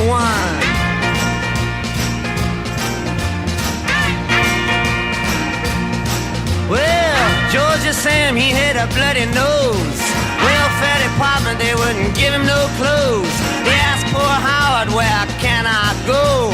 Howard said, there's only one place I know. Sam said, tell me quick, man, I got to run.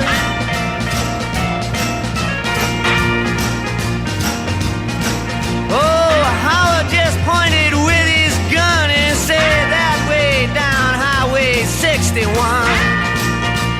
That was Highway 61 Revisited by Bob Dylan, celebrating the Ashes. Two icons together there. I think you've gone for a third icon. Just before we get on to that, I well remember my last commentary stint on with Nestlers, where I was with Rich Turner as well, and we were three big fall heads. He was, as well as being a big Bob Dylan man, he was a massive fall man, Nestlers. And there's a great fall track called Australians in Europe, which whenever the Ashes are played in UK soil, I always think of that song. So thinking of you, Nestlers, as ever. Now, you've gone for a modern day icon, I think, for your Ashes association. Bear, tell us a bit more on your thoughts on the Ashes coming up. Well, yeah, you know me, I'm an eternal optimist, boys. Always think we're going to win, even when we're not. Although last time, I think when we went over there, I was convinced we were going to lose and get hammered. And this was the first time I think I've admitted that. And we did go over there and we did get hammered. I am very optimistic this time. I think we should have taken probably two more quick bowlers if we could have found them, because I'm sure that the five that we've got probably won't last the entire series. I've got to be honest, I'm a bit more hopeful that Joffa will last maybe 4 out of the 5, because I think there's 9 days between the first two, so I think he'll play them, and then 9 days before the next one, so I think he'll play the third. He might not play the fourth and then come back for the fifth. Woody, I think we'll probably only might get 2 tests out of Woody. If we can get 3 out of Woody, we'll be doing good. I think Gus will be a pretty solid in it for the series if he stays fit. Obviously Stokesy can bowl up at those sorts of speeds, and the wickets will suit him as well. There's obviously this new Kookaburra ball, and this morning I was reading that Cummins might be out for the series, which would throw some cats amongst the pigeons, although we'd have to get after Boland, obviously, because he did rip us apart rather at Melbourne last time. Was it 7 for 2 or something? But I'm quite optimistic that England can do it. I think Australia's batting isn't as solid as it was in the past. I think the problems at the openers. There's always a problem if you lose 2 openers cheaply in a vital series.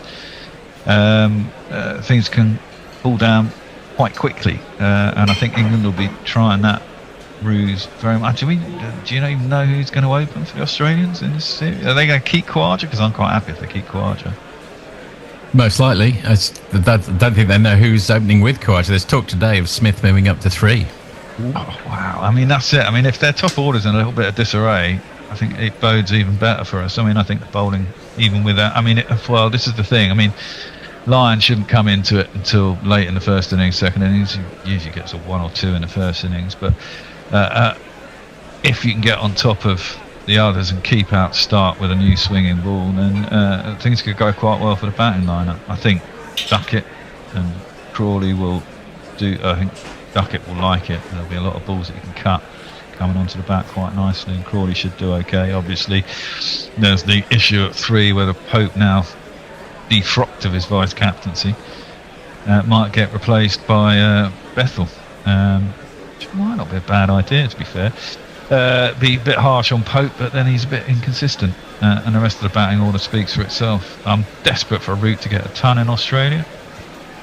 I think he is. I think he is, yeah. I think he will this time, actually.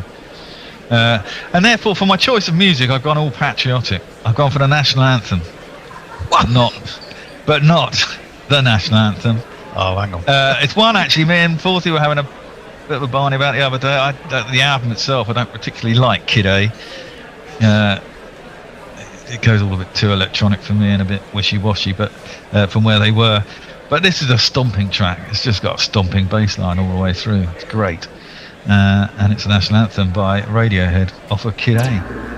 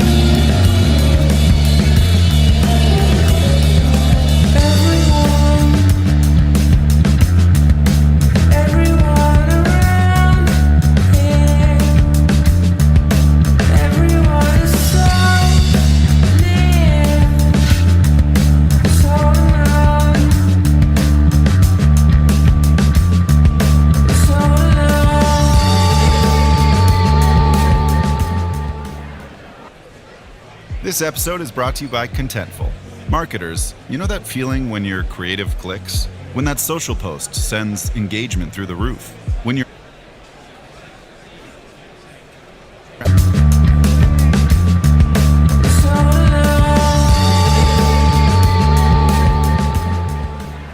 Ready to launch your business? Get started with the commerce platform made for entrepreneurs. Shopify is specially designed to help you start, run, and grow your business with ease.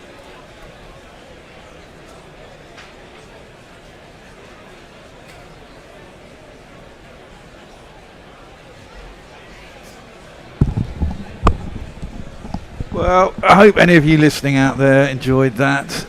You can listen to the full podcast. There's not much left to go, actually, a few more tunes, but they are on. You can find it. If you're a patron, it's there, and if not, you can go to Spotify. You can find it there, or on the website. You go to a podcast post, and it's there. The game has been abandoned. Oh, people, thank you to Jay for $5 for No Faults of GC's music taste. We all knew Bear were a gangster. Ah, yeah. And he also sends £2 a wee bit emotional about Sean with Dylan. Indeed, good times, good memories, and we all live by memories of people who pass, and he will be in our thoughts for a while. Anyway, that's it. We're out. We're back on Monday morning for the second game. The rain has come down, so have to say goodbye to you all. Give you a theme tune, and see you on Monday. Till then, goodbye. Guerrilla cricket. Whoa. Guerrilla cricket. Whoa. Guerrilla. Take guard, man the barricades, patrol the cover boundary. At last the time is come, this is a cricketing emergency. Hear this call to arms for every cricket revolutionary. Take up your bats and stumps for the test match insurgency. At first they tried to silence us, but we would not be silenced. They threatened us with lies, so we threatened them with violence. Che Guevara, Sangakkara, Joseph Stalin, Douglas Jardine, Robespierre, Darrell Hare, Vladimir Lenin, O'Brien Kevin, guerrilla cricket. It's not about the winning, it's about how many rules you break. Even in cricket commentary, this is the best advice to take. Pick guerrilla cricket, it's the finest choice you'll ever make. There's so much more to cricket than rev counters and a slice of cake. At first they tried to sanitize us and clean up our act, but people like it filthy, and we know that for a fact. Fidel Castro, Lenny Pascoe, Carlos the Jackal, Umar Akmal, Mahatma Gandhi, Grant and Andy, Brendan Behan, Austin Ian, guerrilla cricket. Stick with us, cause you know we're not the kind of thing that you see on the TV and the radio. So vive la revolution. First they tried to buy us, but we would not be bought. Okay, we were, but then we ran away, and we will not be caught. We would not give up the ghost when they left us all for dead. They decapitated us, but we just grew another head.